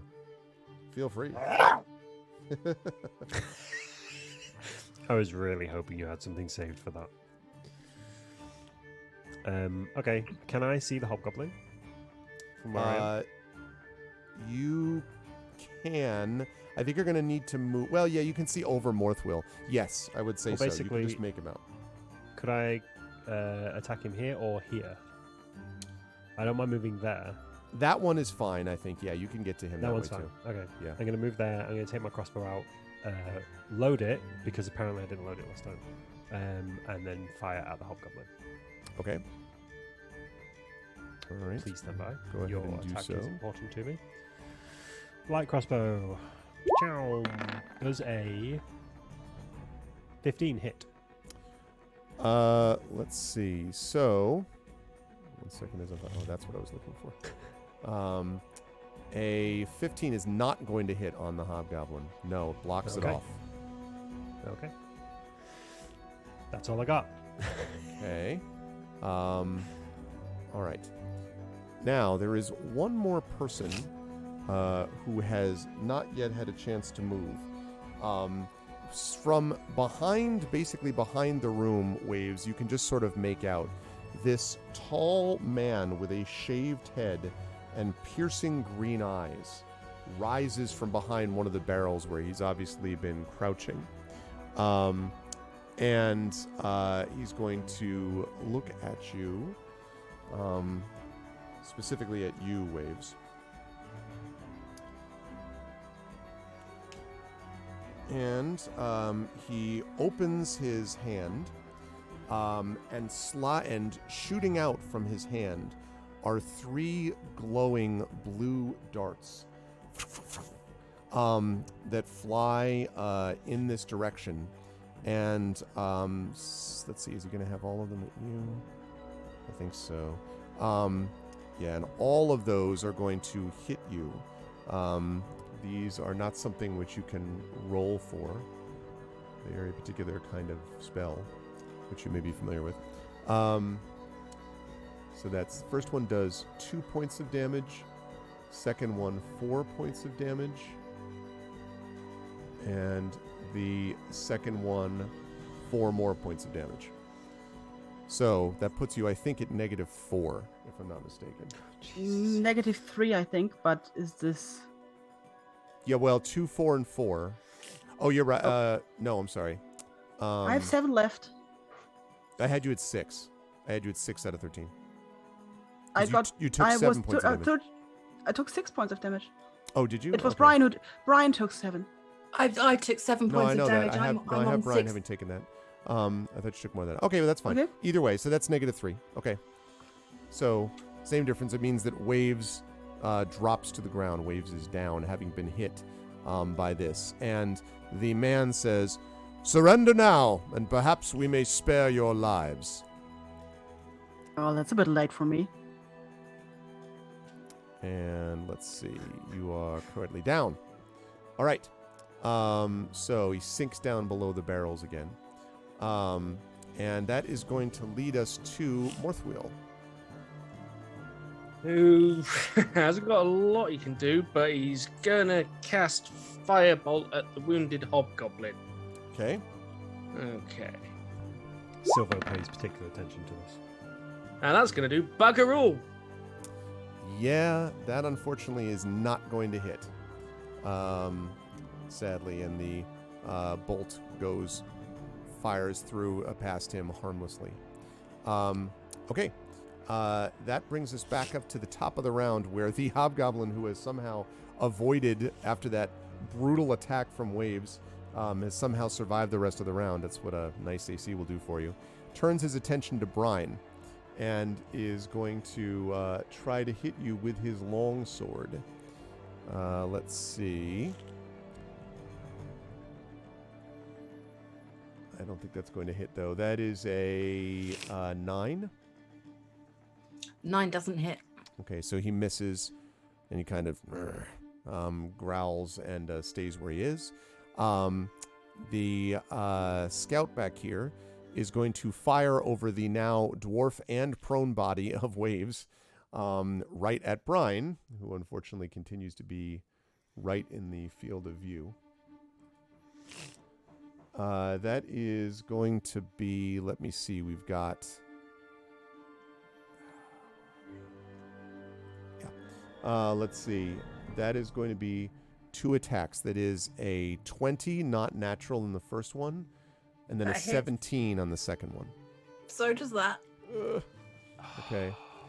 Let's see.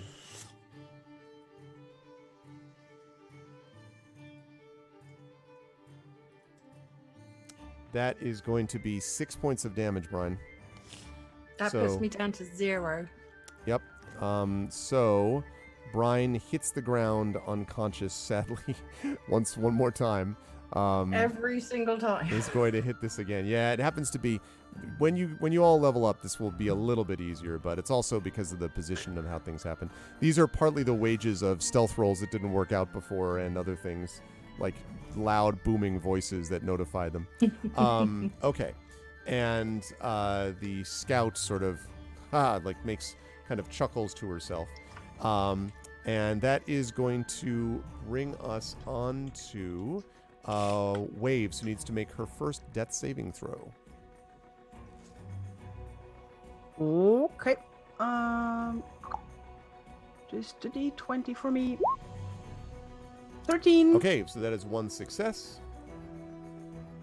And now Brine gets to do the exact same thing.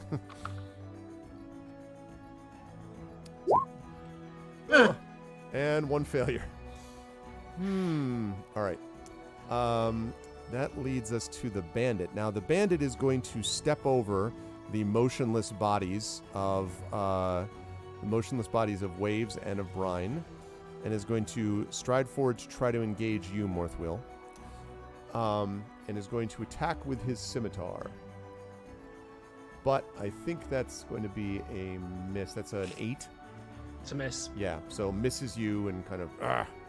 and Silvo, this leads us to you. So under the current circumstances, what you can see is not a particularly great situation. Now, I will say that the hobgoblin is extremely hurt. The bandit is not hurt. And yeah, this is sort of what we're looking at. There are issues that you're dealing with right now. Yeah, that's true. Time Echo to does have negotiate. inspirations. Echo does have a couple inspirations to use, I know, so. I don't know what to do.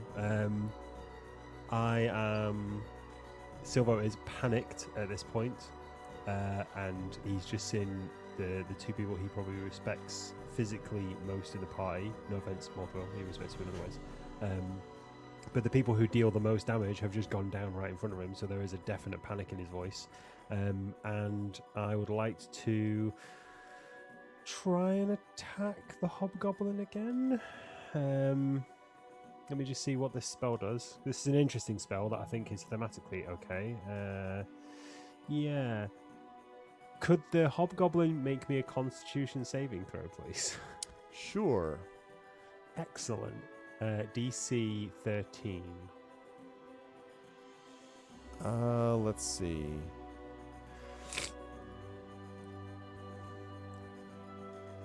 Nope, just missed. Okay, excellent. So as Silvo is barely keeping it together trying to reload his crossbow, and you hear very colourful curse words coming from behind you, Morthwyl, a cloud of what looks like dust flies up around the hobgoblin, but you actually see that it's actually what looks like insects and potentially fleas and mites, and suddenly the hobgoblin is just covered in parasites all over it. All over it. It doesn't know where it's come from, it doesn't know how it got there, but it now takes 1d6 poison damage, so I'll roll that. Okay. 1d6. So it takes 2 poison damage and moves 5 feet in a random direction based on a d4 roll. Well, it's going to move. It's going to move in a random direction. It's towards going to the move ground 5 feet because down. Excellent. Like just falls down. Well, I didn't know how much health it had. It was basically at 1 hit point. Like it's been sitting at 1 hit excellent. point for a while. And yes, it drops to the ground and expires. Excellent. And the bandit looks around, looks a little nervous actually. For everyone, just for everyone's information, I'll pop that in chat as well. It is infestation, which is one of the cantrips that I have. So yeah, that's the hobgoblin just vanishes basically in a cloud of insect bites. Yeah. Okay. And that's pretty much me. That was I'm gonna make pretty sure good. Are you moving Yeah. anywhere, Silvo, or not? It's probably not a point. Okay. Then let's see. The next one to move is the guy back in the room, the tall man that I referred to before. And let's see, what is he going to do? He is going Oh no, wait. to... As soon as after that has happened, Morthwyl, you're not sure, but you kind of think you hear Silvo say, "Damn it, not again." Morthwyl's pretty sure he knows what you mean by that after our encounters here. After a few times of actually spending any time with me in combat, yeah. There's a conversation. I don't know about with you in combat, but with these other two. Okay, let's see. So probably can't get in here. Okay. I think he's going to stay as he is. Okay, so does not move yet. Stays from behind and says, "I say again, surrender." And Morthwyl, that's going to lead us to you. He's drawing his dagger, but he just sort of he thinks at Silvo. He might have a point. Remembering that Silvo's sometimes in his head. Mm-hmm. With that, I'm going to attack with my dagger the bandit in front of me. Okay. 18. 18 will hit. Okay. For 5 points of piercing. All right. Let's see. Sorry, I have to make sure I found it. How much? 5 points, you said? 5 points of piercing, Okay. yeah. That is a good solid strike. And you stab through him. And kind of, grabs, pulls away from you, looks at you angrily and fiercely, and with great vengeance and furious anger. Okay. You're going to stay where you are, I assume. You could disengage 5 feet if you want. It's up to you. Yeah, I could, and then put Silvo on the front line. So I'm going to stay where I am. Your job. I have armor and a shield. Silvo does not. I'm staying put. Okay, that means that that is going to bring us back up to the top. And it's going to start with... The good news for all of you right now is that the scout can't really get a shot without running up, which is not what the scout's going to do. So I do warn everyone that held actions are a thing for both monsters and players in this universe. So that's going to bring us... So they do not act yet. That doesn't mean they can't in the future. Waves, this is your second death save, please. Okay. Come on. Oh, sorry. Clicked the wrong thing. Ugh. That Oh. is one fail. One success, one fail. Now, before Brine takes hers, I do want to remind everybody in chat that if Brine were to critically fail this... Now, fortunately, I'm not going to be mean and have, because she's frightened, have this be a disadvantage check because she's unconscious, so I'm not going to do that. It would be kind of funny, though. It's like, I'm afraid of everything. But no, I'm not going to do that. So this is just going to be a regular roll. But if she fails this critically, she would get 2 failures, and then Brine the Bloodthirsty would be Brine the Expired. So if you want to avoid that fate, chat, inspirations may want to throw them in Brine's direction, because there's a death saving throw in the offing. First of all, Echo is subscribed to Tier 1. 54 months, says, "Shut up, they ain't surrendering, numbnuts. We got the inspiration, we got the gear. We'll kill you good with all the more DRM-free inspirations." All right, well, that sounds good. Echo, do I understand from that you're going to inspire... thank you, first of all, for the resub and the 54 months on GOG.com. Do I assume that means you're inspiring Brine? Are you inspiring Brine Echo? I just want to make sure. Echo had said he was saving his inspirations for this very campaign today. So. Oh, good. He well, knew. listen, you know. You did. I'd normally like to see that roll normal, but I know Pyron won't forgive me. I think it's Inanda that wouldn't forgive you. Probably Pyron wouldn't forgive you anyway. Okay, so he has inspired you. Thank you very much, Echo. He has inspired Thank you, Echo. Brian. So, at advantage, you are rolling this. Okay. Oh, thank goodness for that. That's Thank much you. better. All right, so we have got 1 failure now and 1 success. Good stuff. That would have been 2 failures, and that would have been unfortunate. All right, 2 successes and 1 failure. All right, just 1 more success, and you won't be bleeding out anymore. Isn't that great news? I'm sure everyone's excited. That would be wonderful. Yeah, it'll be great. Okay. Now the bandit is going to try to swing at you, Morthwyl, and Silvo, you are up on deck after the bandit goes. The bandit is... Oh, well, I have a feeling that's going to be a hit. That's a 21 to hit. Yep. Okay. That is going to do 4 points of damage to you, Morthwyl, as the scimitar slices across your side. Okay. And then that's going to bring us to, that's Waves, that's Brine. That's going to, and the bandit, that's going to bring us to, he's going to stay where he is. So that will bring us to Silvo. Silvo, you are up. You have a hurt bandit in front of you and also a hurt Morthwyl right in front of you and 2 dying companions. So There's a flash of panic in Silvo's eyes. He drops his crossbow, raises both hands, screams, and casts Fireball. Ooh, nice. And hopefully hits with a 22. That sure does hit. Excellent stuff. And does 8 points of fire damage. Wow, you blow that dude back. He is knocked off his feet. And you just see his smoldering corpse on the ground as the bandit disappears. Not disappears, but is on fire. Excellent. Good work, Silvo. That was a big one. Okay, where are you going to move, if anywhere, Silvo? I am going to try and... Can I move Morthwyl? You can't move Morthwyl, no. You can... Okay. I mean, I guess you could grab him, but I mean, basically where you are is where you would go.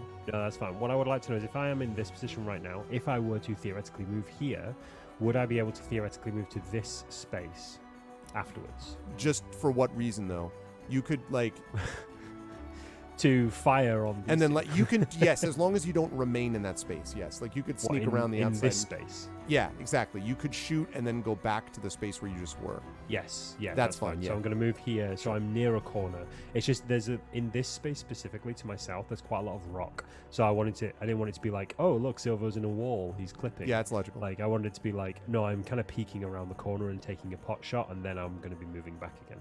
I got you. Yep, that makes Does that sense. make sense? Okay, excellent stuff. Yeah, that's so and there's a solid few moments where you just see Silvo physically shaking as he's trying to again reload his crossbow.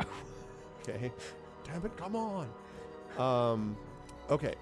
All right. This guy stands up again now that he has a clear line of sight to you, Morthwyl, the tall guy, and he says, "I gave you a warning," and opens his hand, and 3 bolts again streak out. They hit you to you, Silvo. Sorry, on Morthwyl, yeah. Strikes you for 5 points of damage, Morthwyl. So you were down to 2. And then the guy ducks down below the barrels. There's only him and the scout back there in that room now. And that's going to lead us to you, Morthwyl, just having been hit by those things. Also keenly aware that the scout hasn't been yet and is probably waiting for someone to appear around the corner with a loaded arrow.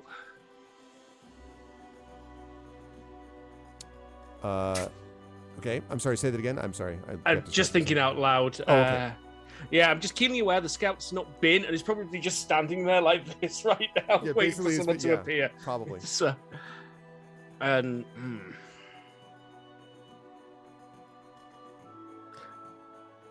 I'm gonna sprint across to here. I do specifically want to be moving as fast as possible, like actually, like. Yep. There, present as fleeting a target as possible. so, and there is in fact a shot taken at you, but because you're sprinting at top speed, I'm going to have that done at disadvantage, which means that one of those shots is a 10. Miss. Okay. The other one was a 17. So the arrow whizzes by your head as you go flying. You were right, Morthwyl. They were readying that. Yeah, that was dead on my AC. That 17. Yep. So you're on the other side now. Yeah. And that's it. Move up closer to there if I can. Again, not moving any further than Well, the the good edge of news this is now wall. the scouts use the readied action. So, like, you know. Yeah. Yeah. Basically, just want to be here to try and assist. But yeah, I'm not going to be able to do that without exposing myself either.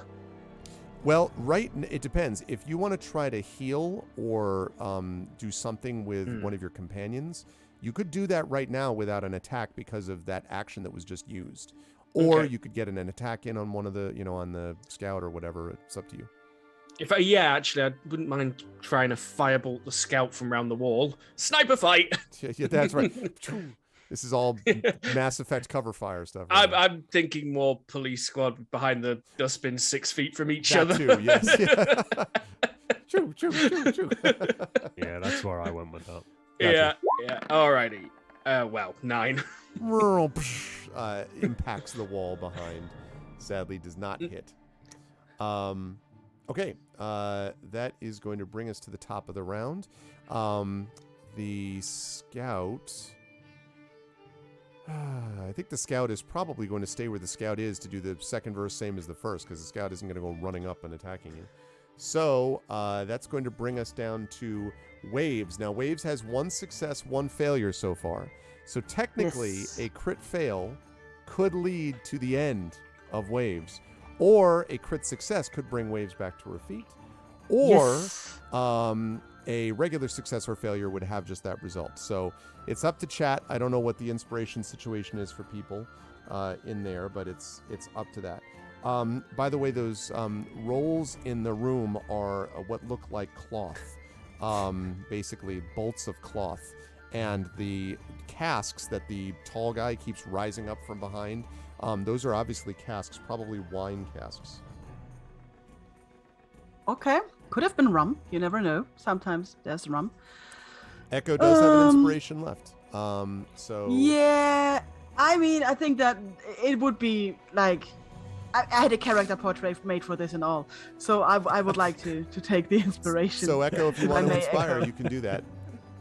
And chat, you're going to need to back up. You're going to need to help out Brine. You know how to do the inspirations. Basically, the way it works is if you support my Patreon on my channel at a certain level, or if you subscribe on my channel at, I think it's tier 2 or above, so the $10 level or up, then that means that you get an inspiration, which you can use on any of my tabletop campaigns, and that resets every month. So since it is the last campaign for me of the month, it means you can use inspirations freely, and a lot of inspirations were used in earlier campaigns this month, so chat's helping when they can. But we are the S tier team, so you know. But yes, they're the S tier team. Just let you know. That said, though, Echo, are you inspiring? In spite of current evidence. Yeah. Usually S tier. PiranJade is inspired. Okay. So Echo is doing his part. Oh. Okay, you might as well roll 15 and a 2. Might as well so roll. the 15 counts. 15. Yep, that would be the it. 15, I didn't think it would do, but it's 2. I rolled 2 d20. Okay, that's fine. So 2 successes now for Waves. 2 successes. Okay. For Waves, 1 failure. This leads us to Brine. So, inspirations. What they do, Maya, is that they give you advantage. So in 5th edition, if you were inspired, you can use that inspiration to get advantage on a saving throw or skill check or in an attack roll. And that means you roll 2 dice and you take the better result. Usually you want the higher result. Disadvantage is the opposite. It means that you roll twice and you must take the worse, usually the lower result. Yeah, that's pretty neat. So here we are. We're on Brine. 1 failure, 1 success. What will chat do? Will they let Brine face the abyss of the end of Brineness alone? I love Brine so much. I don't want to lose her. Oh, Lone Wolf can inspire. Did you inspire already or not, Lone Wolf? I don't remember if you did. Oh, that's right. Lone Wolf had an inspiration. I forgot. All right. Lone Wolf has inspired you, Brian. Boy, chat is coming through today big time. I forgot about that, Lone Wolf. All right. So Lone Wolf has used both of his now. So I get advantage. Yes. All right. Let's do Roll this. a 20. Do it. Do it now. Oh, God. Those are, well, at least it wasn't two. It wasn't a crit fail. Okay, sadly, even the better one is still a failure. So you have 2 failures and 1 success. Brine looks to be in big trouble unless she is stabilized. Okay, that is her. It's getting intense. Let's see. That leads us to Silvo. Silvo, you are up, and you can hear the groaning and moaning from the hallway of your compatriots. Okay, can I move here and peek around the corner to see the person behind the cask? I think so, yes. I think if you move out, you're going to be exposing yourself to the scout, but I think if you're just looking, you can do that, yes. I'm not aiming, I'm not doing nothing, I'm literally just a quick kind of... You can see. I want to be able to see enough of them to have a telepathic link with them. Ah, okay. Yes. I just need to have been able to see them. That's fine. Yeah, you can do that. Yep. Yeah. Okay. Excellent stuff. So, who is this again? Is this Snabalet? This looks like, if you had to guess, this is Sanballet. This is the lord that you heard the reference before. That's my bad note taking. Sorry. So, Lord Sanballet. In his head, he hears. You have about 30 seconds to concede, and I encourage that you do so. But before you do, and you have an answer for me, I have a very important question for you. What exactly would you like me to tell your family? So let's try and intimidate him. Right. Okay, so he kind of looks around. I need you to make an intimidate check for me, please. Yep. He is kind of looking around, figuring that out. That is a solid 7. So he's kind of like, and he kind of, someone with telepathic abilities. I could use someone like you. Why not put down your weapons before you're killed, and we'll talk about what role you'll serve in my army. He seems overconfident, if anything. He seems to not care. Well, if you ask your sniper to lay down their arms first, then we can potentially talk about this. And he looks over and he says, I see 2 of your companions dying and another one of them badly hurt. I don't think I'm in the position of needing to negotiate. So you'd rather kill someone who would be useful to you? Maybe, because if they continue to attack me, they'd become less of a nuisance. They become more of a nuisance than possible help. And then we all lay down our arms, we tend to our wounded collectively, though that may be slightly more difficult in your case, and we have a civil conversation at this point. Fine. Come out with your hands up, tell your friend to do the same, and I'll instruct my companion there to lower her weapon. Okay, I stopped talking to, I've forgotten his name again already, Sanballet? Yes. Sanballet. I stopped talking to Sanballet, and I look over to Morthwyl, and I give him a wink, and then I step out with my hands up. Okay. To this point. So, you step out with your hands up. Okay. Sanballet stands, puts a hand up to the scout next to him, and he says, Good. I'm glad you've been sensible. And he steps up here and he says, Now, I'll ask your friend to make sure you step forward also. Let's make sure we have the whole sorry crew of you in front of me. I'm going to step... Can I step over Brine and Waves? Well, we're technically not out of initiative right now, so Okay. I would say no.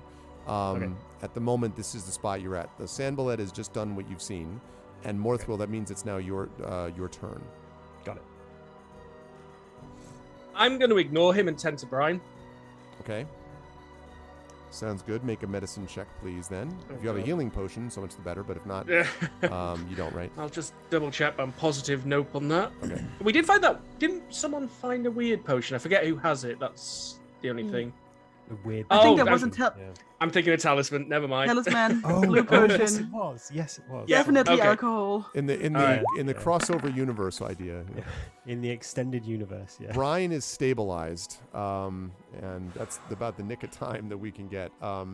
All right, Brine, you are stabilized, so you will no longer bleed out. You're still unconscious, but you're not going to die. Not this day. Okay. So, unconscious.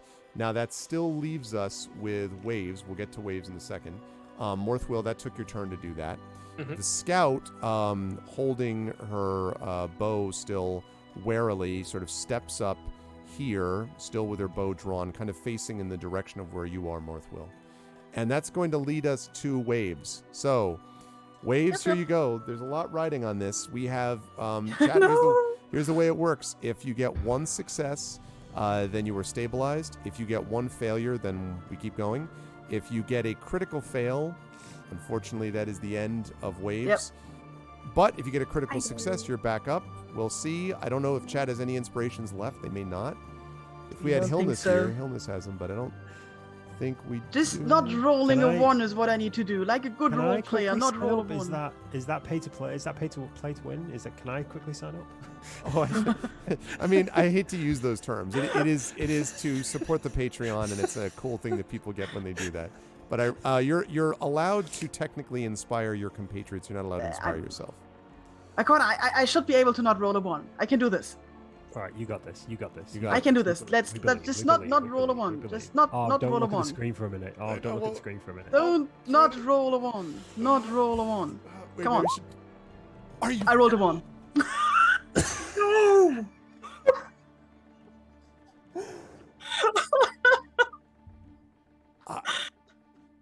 It happened. No! What do you mean? Wait. It. What do you mean? Wait. Wait. I don't know about this. Wait. I don't really. I tier 2D. Wait. Oh, because you have a gifts up there, it doesn't take. Wait. Explain that to me, Timaeus. What? Oh, you wanted to help out. You tier 2'd, but because you have a gifts up there, it doesn't take. What do you mean because you have a gift sub? Oh, I see. So you mean you just renewed on my channel at tier 2? Is that what you're saying? I see. That's all right, Timaeus. I believe you. Also, I really like waves, and I don't want waves to die. All right, waves. You're gonna get but listen. This is all legit. This is not fake. This is Timaeus does in fact have a sub on my channel. Thank you for doing the tier 2 resub. I appreciate Timaeus. So Timaeus has inspired you, waves. So that got in before. So if you roll another one, you're out of luck, Byron. Yeah, I know. I don't want to roll now. I'm just gonna sit here. Don't roll another one, please. Don't roll another one. Thank you, Timaeus. For absolutely unrelated note, which tier is it that we need to get inspiration? It'd be tier 2, or the Patreon at the $10 level or above. Okay. Okay, I'm gonna click this. Okay, I'm just gonna. Okay. 10. It's a 10. Woo! All right, that is 2 successes. That is 3 successes, and waves passes not into the land beyond, but passes into simple unconsciousness. I'm getting too old for this. Wow, that was seriously clutch, Timaeus. That only worked because Timaeus is in fact a sub. I want to be clear that I wasn't just being nice. That literally was, I mean, you are a nice person, but if the dice had rolled to the point where one of our characters would have died, you would have stuck with it. I know that. That's what it would have to be. That was the closest I can remember. Also, that was huge, Timaeus. Yeah. I've played this for a long time, and I will be very honest. This would not have been my first dead character, so I can deal. It's. Yeah. I know that there's a risk, and I'm a very strong believer that the risk should be real. I'm sweating. I'm completely fine. No, so May, let me explain. Inspirations are not allowed after a die has been rolled. The difference there is that Timaeus was already a sub and was trying to inspire, but because they were given a sub, it means that it wasn't popping up as a notification on the channel. So that Timaeus did inspire beforehand, but it didn't pop up as a notification. You see what I mean? So it's not the same thing. It was not inspiring after the fact. Right. Inspired, yeah. He was trying to get in before the die was rolled. Exactly. And it's a good thing because he just saved Wave's life, so that was pretty important. Yes, he did. Okay, now, the two of you are lying on the ground. We're out of combat for the moment. And so Sanballat kind of strides forward. His piercing green eyes are fixed on you, and he walks up next to you, Morthwyl. The scout is like right behind him, like warily, puts away her bow and draws forth. I believe she has a short sword. Yeah, draws forth a short sword, and Sanballat says, "All right, Redif, make sure you watch over them." And the aforementioned Revif goes past Sanballat and walks next to basically here and holds her sword, basically Silvo, just like pointing it at your neck, essentially. And Sanballat looks down and says, "Well, well, fascinating. I didn't think that it would be worth anyone to try to come here and eliminate my group, but as you can see, it was foolish to try. All right, explain to me exactly who you are, or I'll finish the job that my people started." And he kind of holds his hand over Waves, and you see a slight glow appear in his palm, Morthwyl and Silvo. Hey, All Tabletop right. Anthologies, welcome. All right, we're basically a group of nobodies from town, and we were sent here by Scaran Wavechaser to try and find out what was going on here. We've gotten ourselves into some trouble that we cannot get ourselves out of, and So it appears. we're in deep, and we need an out. Scaran Wavechaser sent you, did he? Interesting. I thought that it wouldn't be him, but his boss who would be sending you to do anything. Scaran, as far as I know, is simply a servant. Or at least that's the rumor. Silvo still got his hands up, and he's like, well, we all need to serve someone sometime, right? And Sanballat sort of gives a very cruel smile and says, "Apparently so. All right, what's your name then?" I don't think you explained. You didn't say who you were, did you? I don't think you said. me? Yeah. No, I Okay. didn't. Yeah, so he says, "What's your name then?" My name's Silvo. He says, "Very well. And you," and he looks down at you, Morthwyl. My own. "Your own what? Don't be funny, unless you'd like to see this bird of yours shuffle off this mortal coil and pine for the choir invisible." What now? Never mind. Silvo It's a reference. Silvo kind of interrupts. He's like, okay, he's an artificer from town. This one's some sort of pirate from far away, and this one's a traveler. We met like a couple of hours ago in a pub. Names. I don't know many names. I only know my own and the people I work for. Okay. And he I looks only down at you, know- Morthwyl. He says, "I'll ask one more time. What is your name?" You mustn't be from round here if you're asking, my friend. "I'm not. At least not from your town. Do I take it then that you're from Saltmarsh?" The last 180 years or so, I. And he nods slowly and he says, "All right. And these two, they're just chance companions, this group that was sent here to take out my operation?" Well, technically, we were just sent here to discover what was going on, and we got attacked and defended ourselves. So I think really the blame is on both sides here. Attacked and defended yourselves? Who Yeah. exactly was it that killed then the others or set off my warnings earlier in the house? Oh, no, You we ignored definitely them set and off came the down warnings. here yourself. Well, we assumed it might be ghosts. As far as you know, it should have been. And he kind of looks down at the bleeding, unconscious bodies of Waves and of Brine and says, "Either way, your compatriots would have fought bravely if bravery was what I valued. But in reality, the only reason I saved any of you," he looks over to you, Silvo, and taps his head, "it's because of what you did. I assume you have some magical ability then, telepathic or otherwise. Are you a sorcerer of some kind?" I don't really know. Well, this is a long story, and I don't really think this is the best place to have it. And he kind of, Revit, go grab Can, bring the two of them back up here. Tell them I have a mouse that needs trapping. Then drag their bodies in here. Perhaps I can make use of these buffoons. And he turns away and strides back into the room. And the scout disappears and comes back a moment. No, I shouldn't say a moment later. Comes back in a few minutes, let us say, and is accompanied by another one of the bandits that you saw before, looking very similar.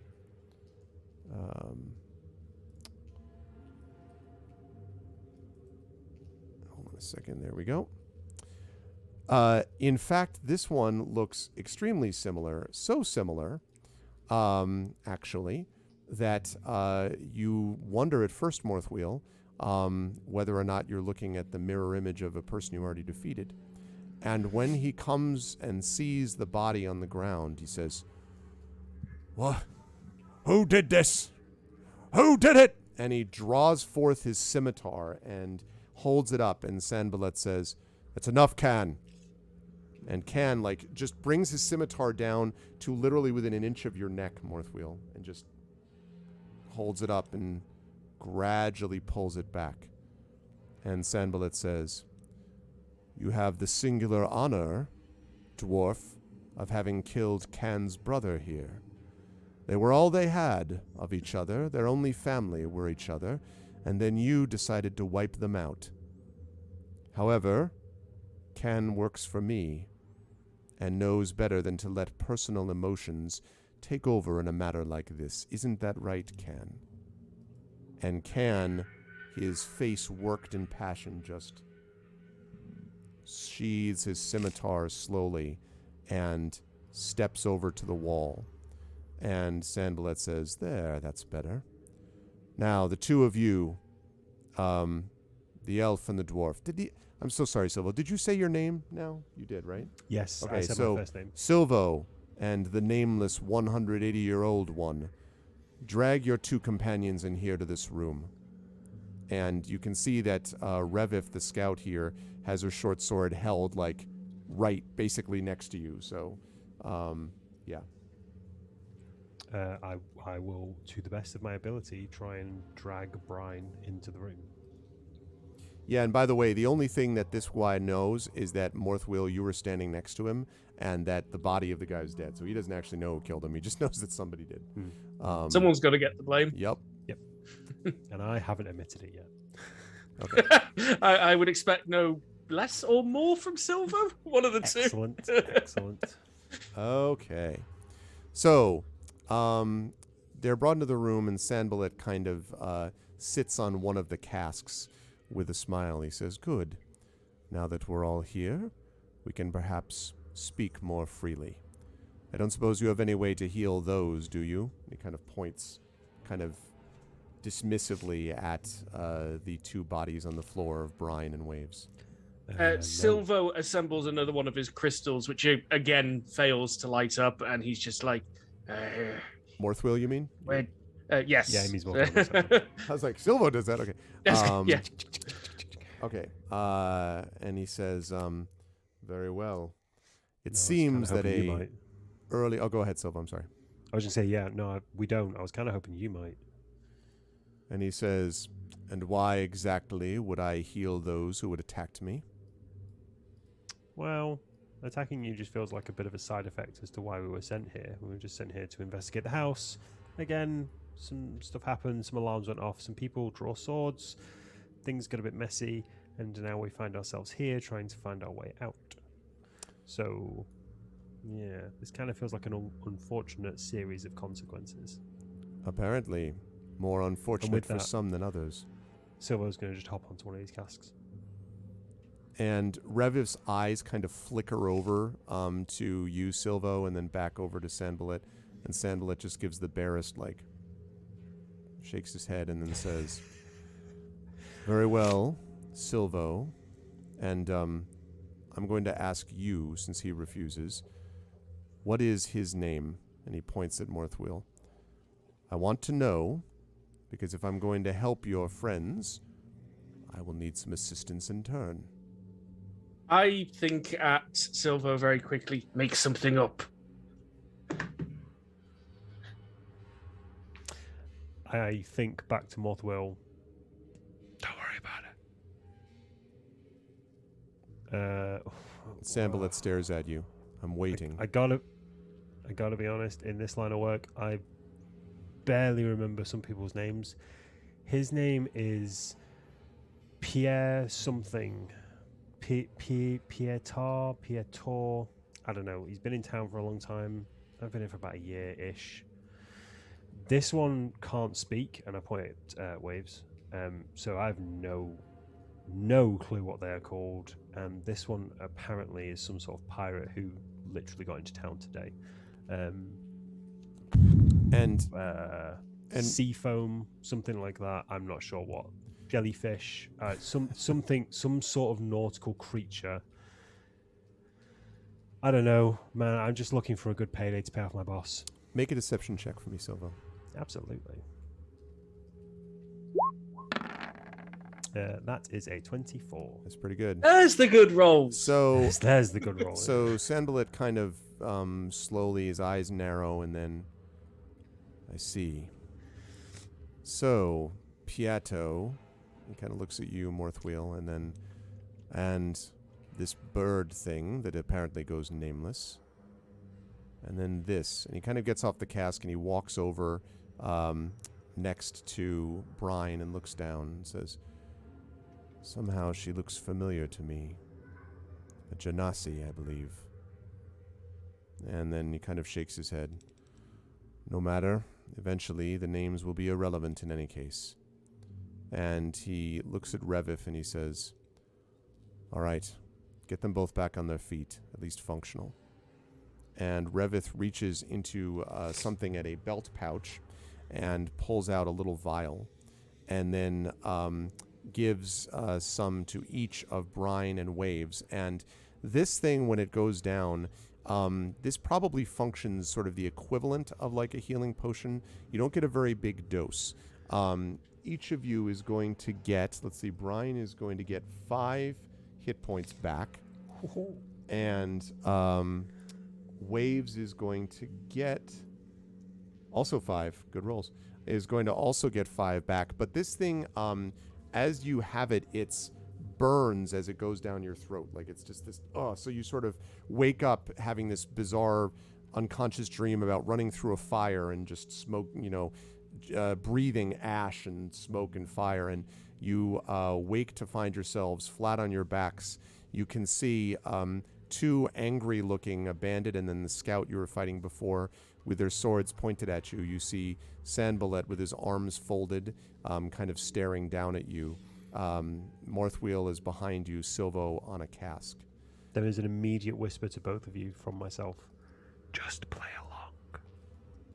Don't attack I sputter from the burning potion. This Silvo on the telepathy thing, how fast can you switch that around? I know it's one at a time. It's bonus action, so I don't really know. I will. But you can do that pretty much at will without like. Yeah, pretty much. So this isn't like a spell or anything like that. This is just a skill. You can form a telepathic connection between your mind and the mind of another. As a bonus action, choose one creature you can see within 30 feet of you. You and the chosen creature can speak telepathically with each other, while the two of you were within a number of miles equal to your charisma modifier, minimum of 1 mile.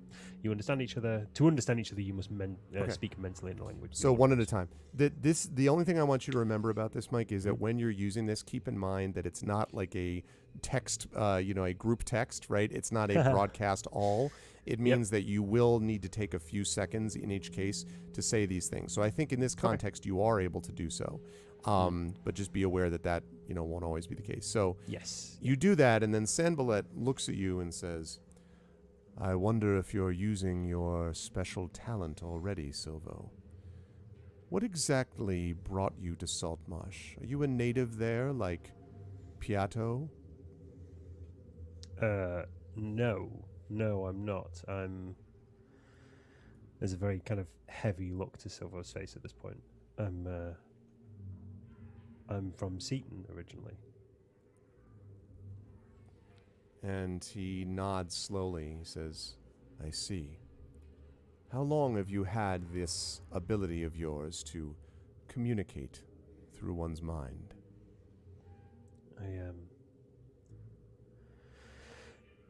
I'm not entirely sure. Probably a few years. It was hard when it first started.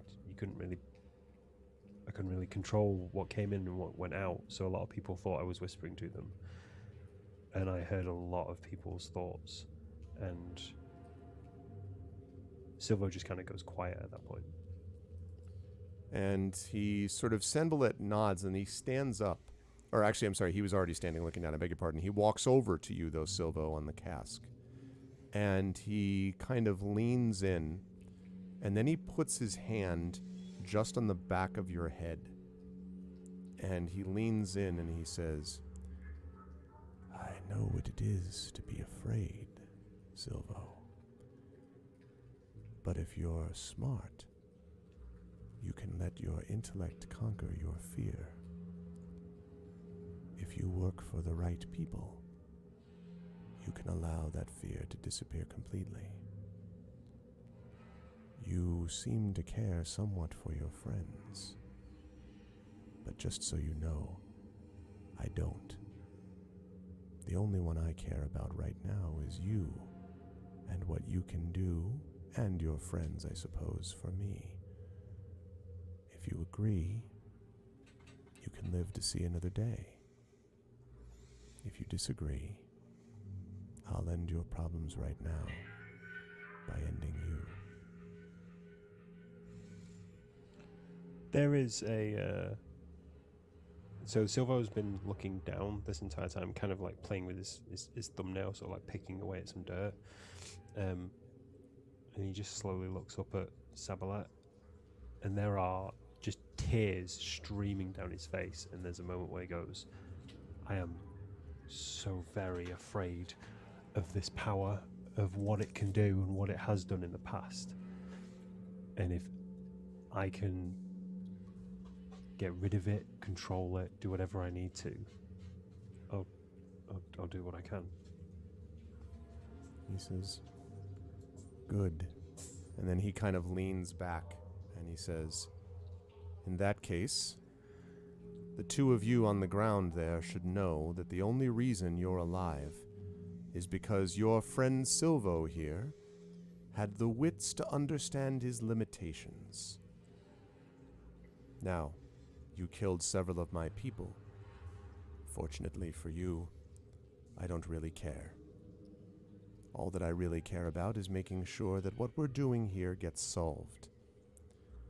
And you can solve a problem for me that I've had. We're engaged in a kind of, let us say, distribution network here in this house. But I have been involved in something else at the same time. And he points over to Revif the Scout, and he talks to, we'll go back to the map for a second, Revif the Scout, and to Can, who is still staring murderously at Morthwyl. And he says, the two of you wait outside in the passageways. Make sure that no one else from Saltmarsh decides to be smart. I need to speak with these ones alone. And Revif sort of nods, passes over you, Morthwyl, and then goes into somewhere into the passageway beyond. And and Can walks by, and as he walks by you, Morthwyl, he just looks like this around you, and you hear "Lighter than," and walks past. Like you can just, his voice is trembling in anger, Morthwyl. And then he goes down here. And now that you're here, Sanballat waits until they're gone, and then he says, so, this house, as you may have heard, was owned by someone, an artificer. And that person had something that I want. It is precious to me, and I need it found. I have been, so far, unable to discover it, but I know that it's here. There are opportunities to be had. So I am going to send you to explore several other areas in this house. You will find for me what I seek. And if you do so obediently and without an attempt at treachery, not only will I free you, but I will reward you. You can get more working for me than you can for the mud paddlers of Saltmarsh. But if you want to stay heroes, you're welcome to take your best effort and prepare for the death that awaits you. I've already proven my power. Now I need to test your intelligence. Will you take advantage, the three of you, of the opportunity your friend Silvo here has given you? The choice is yours. And he says that and leans back against the wall, but one hand raises again, and you see a blue glow on his palm. And right now it's pointed directly at Waves. And Waves and Brine, actually. Was I disarmed? I would say that you were disarmed before they healed you, yeah. Now, Silvo technically is not, and Morthwyl technically is not, but the two of you, I think, have been disarmed for the moment. In that case, I'll just sit there and stare completely blankly at Lord Sambale, as if I was not particularly intelligent. He thinks me a bird thing. Let's see. What about you, Brine?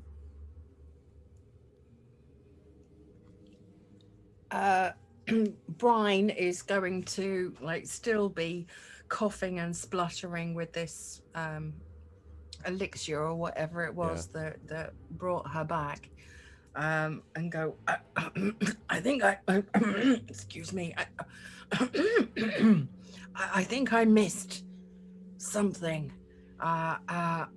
Who are you again? And he sort of smiles and he says, I will introduce myself in a moment, but I asked for your name first. Most of all, I asked for your commitment. Well, I mean, I would, I would. The blue glow intensifies. Say I'll help you out, but without knowing what I'm saying that I'll help you with, how can I possibly make an informed decision? What exactly are you looking for in this house? And he sort of looks at you closely and he says, and if I tell you, I suppose you will cheerfully take my word for it? You will happily engage in whatever it is that you've suggested you're going to do? Or is there... And he kind of pauses for a second and then says, is there something that will ensure your loyalty? Well, I mean, I don't know what I'm being loyal to. I've just woken up and I've got this tickle in the back of my throat. Have you got any water? Do you have a drink that I can? Do you have any water? I have water that I can provide to you, or I have water in which I can bury you. You're wasting time. Do you commit to what I'm asking you to do? I promise I wouldn't ask you if I didn't know you could do it. Well, I mean, if you tell me what it is, then I might be able to give you a good answer. You might be able to give me a good answer either way, because I'm not asking you, I'm telling you. I am growing tired of the delay. Last chance. Can I just whisper something to Sure. Brine, but telepathically? I'll whisper to Brine, I haven't told him your name. Okay. Well, I'm whispering that back. So what you're saying is that my two choices are to help you out with something I have no idea about, or a watery grave. That is pretty much correct, yes. Well, it's a difficult choice. Can you give me some time to think? And he sort of takes a step further and he says, no. And the glow gets very intense, and you see several glowing missiles, darts appearing in his hand. Well, I mean, you drive a hard bargain. I don't see that you've given us much of a choice. Can I whisper to Sanballat? Sorry? Can I whisper to Sanballat? Yeah, like telepathically? Yeah. Sure. I don't think there's a need to threaten them like this. If you ensure their safety, they're more than likely to be compliant for you. These aren't politically minded adventurers. They're very simple in their motivations. If you just tell them that they will be safe and alive if they help you, then they'll do a favor for you, and everyone can go along their way. Deception check. Is it a deception though? Is it a deception? Yeah. I don't know. Because- it's 11, so I felt that might be the truth. Oh, well, I guess that's a good Well, point, I actually. think that's what Silvo believes. Well, then persuasion. Silvo- Then I take it back. Then persuasion. Okay. The first one was Okay. definitely deception, but this is it. 16. So he kind of like looks at you, and his green eyes piercing reminds you a little bit, Silvo, of the eyes, the hooded eyes of the Viper sisters. And then and the missiles disappear, and he says, "Very well. You should know that the only reason you're alive still is Silvo's continued actions on your behalf. I hope you're worthy of them." And he kind of turns around and walks away, and then he says, "I am looking in this house for several magical relics. They were owned by the artificer who owned this place, but he was a notoriously secretive old fool. And although I have spent some time, I have been unable to track down exactly where he was found. And of course there is danger in this house, danger which makes it sometimes risky for me to take my own people and send them on an adventure like this. But as for you, with one foot in the grave as it is, I can certainly make something out of it. And besides, it gives me the opportunity to test one of you." And his eyes kind of flicker to you, Silvo, and then back. And he Silvo says, just looks at the floor. "Find me this artifact. There may be several, but they'll all be in the same place. Find me where he left his treasure here, and I'll let you live. Betray me, and I will hunt you down and kill you anyway. And our operation will continue here unabated." And he's facing away from you as he's saying this with his arms folded. As we have a brief second, individually, I would like to speak telepathically to each party member and just whisper the words "I'm sorry" to them.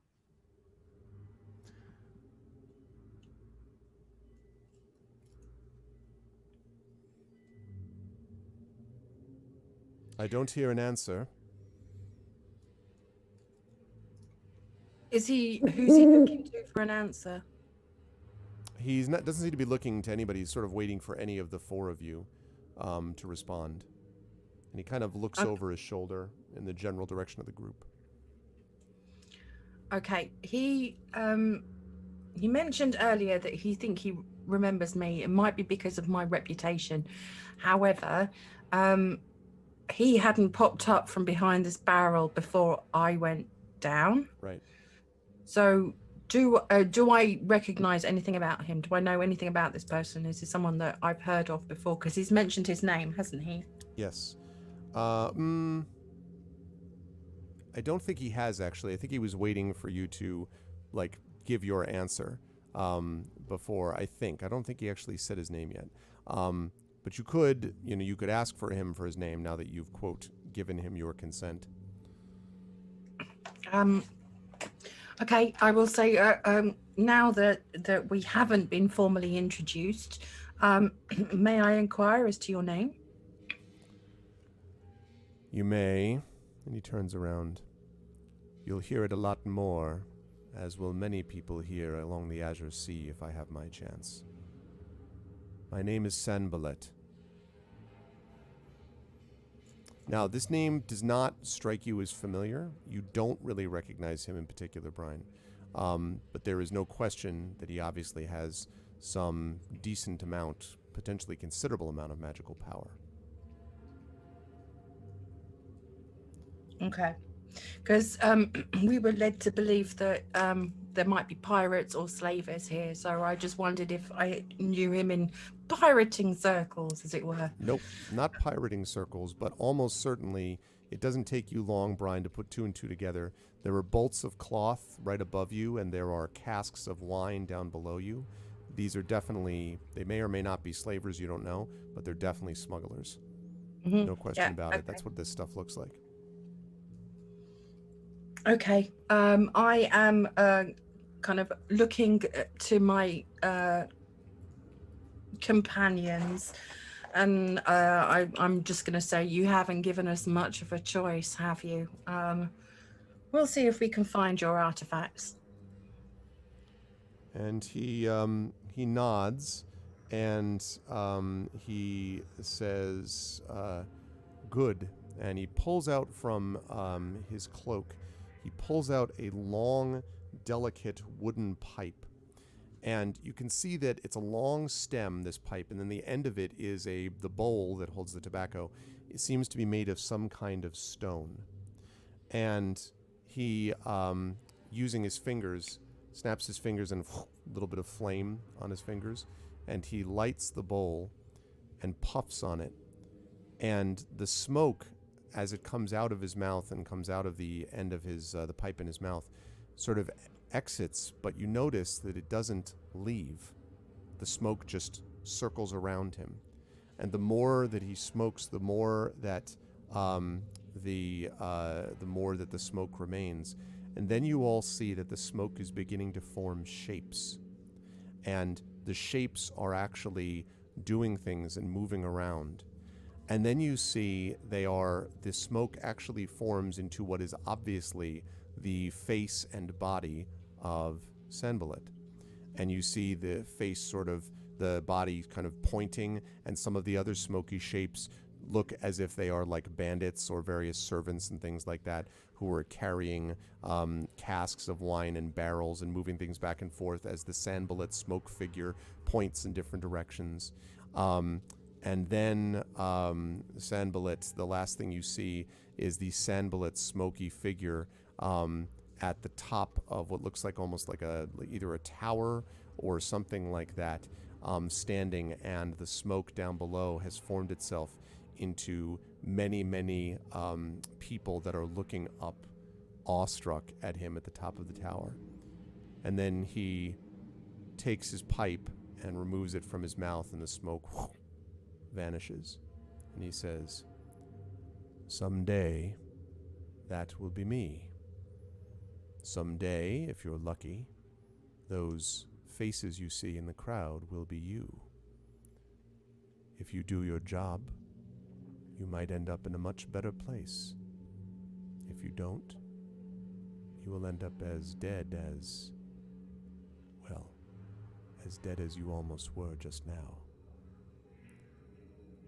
I will heal your wounds before you leave, but I will not give you time to rest. We have work to be done."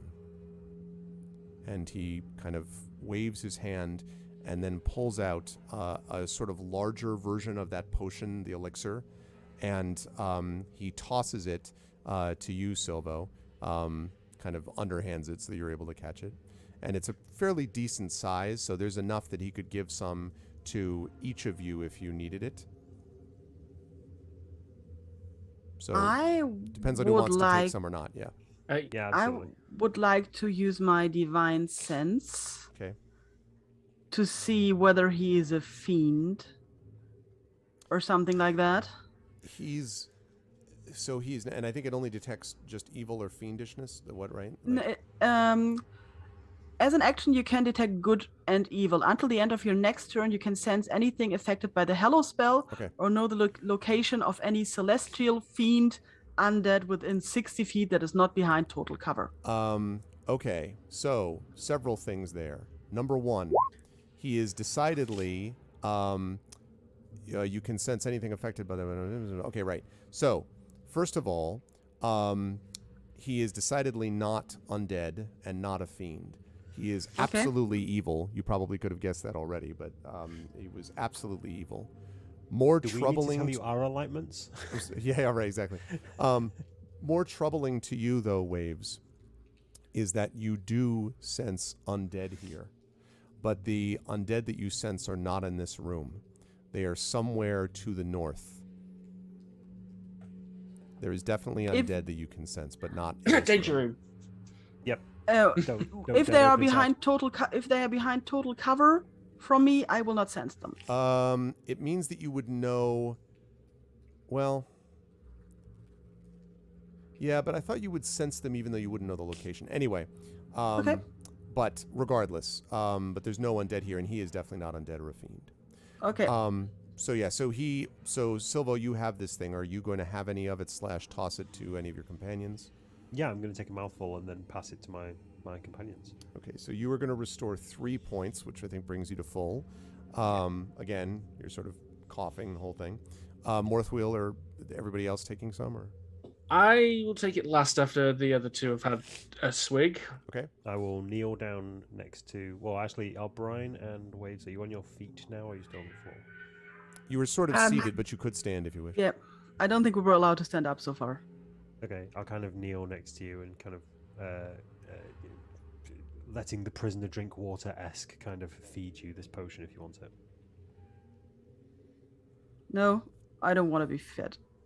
I will try to take it on my own and hand it to Brine first. Okay, that's 3 points for you, Waves. No, I'm sending it to Brine first. Oh, I'm sorry. Like I'm not taking it. Okay. All right. So then, never mind the. And if they both now look, thing is, Waves doesn't know that this is the potion she already got, so she's waiting for a moment to see if anybody dies. Up to you, Brine. If I'm going to get poisoned before taking it. Yeah, you never know. You did that before. And if it looks like nobody's dying, she will also take a swig and then hand it to Morthwyl. I'm trustingly going to take this potion from Silvo and then hand it to Waves. Okay, so 4 points for you, Brine. That's 9, I believe. Yes, that's correct. Okay, and then 3 points for you, Waves. That's 8, I think. No, 5. No, you had 5, but you just got 3 more from taking this potion. Okay. Because she said you would wait, and she didn't die, so I assumed that meant that you had some. Okay, That leads us to Morthwyl, who wanted to take it last. And Morthwyl, where are you at with this? Do you want to? Yeah, I will drink what's left of it. Okay, that's brings you up to 6. Okay. And then I smash the bottle at my feet. Okay. So you smash the bottle. Just throw it on the ground. I got you. Eyes locked on Sanballat. And so Sanballat sort of looks at you and kind of smiles. Amusing. Quite amusing. I see that you are where the defiance lies. That's fine. As long as you do what you're told, I don't mind if you wish to get out your childish uncertainties elsewhere. It's unfortunate, though, Morthwyl, that you didn't think to do that before you had some of this. If you're this defiant, it might make it difficult. What you've all taken... Oh, go ahead. Did he deliberately use my name there? Because we gave an alias. Oh, right. I'm sorry, Piato. Okay. My bad. I wasn't sure if he was revealing a No, card. I forgot. Sorry, Piato. So, Piato. And he says, Piato, and he says, the substance that all of you have taken has some interesting properties. It will, of course, heal you. In the long term, it will kill you. Unless, of course, you are given a particular antidote to which I have possession. You have 24 hours. Explore this house, find what I need, bring it to me. I will give you the antidote, I will let you live, and I will reward you. Try to run away, and you will find yourself choking in your own heart's blood. Not unlike the way you, my dear, were choking just now, he says, looking at you, Brine. I'm so glad we had this discussion. I'm so glad that Saltmarsh has sent its very best to my home. And somewhere in the distance you hear the waves. And that's where we're going to bring our session to a close. Dang, people. That got real dark all of a sudden. Nice one, Saber, by the way. Good stuff there. I hate this bastard too, just to be clear. So that was, am I sure this is a low-level campaign? Yes, I am. Yeah, I mean, the party did take down some of his guards, and they could have maybe, depending on how things worked out, done things differently. I mean, things could have worked out in a different way. Part of the issue, though, was that under the circumstances, some of the stealth rolls that got missed and other things like the triggering a couple of those traps and stuff like that meant that these folks were prepared, and they have for a while been waiting for the possibility of someone coming to attack them. It's actually a good thing in retrospect that the person didn't hit Brine to begin with when Brine was facing away from the curtain. That would have been unfortunate because we needed Brine to actually do some damage earlier on. But yeah, there are these issues. No. The job of Dungeon Master is not to murder the player characters. That's not true. I am rooting hardcore for my player characters. And chat, it was hugely important that chat was here because the party might not have all made it under those circumstances. We will see what's going to happen, though, going forward. The party is working now for a terrible boss, a guy they don't want to work for. And they've certainly tracked down that there is indeed a smuggling operation going on here in this house. And perhaps more. How are they going to stop him? What will happen next? We'll find out next month.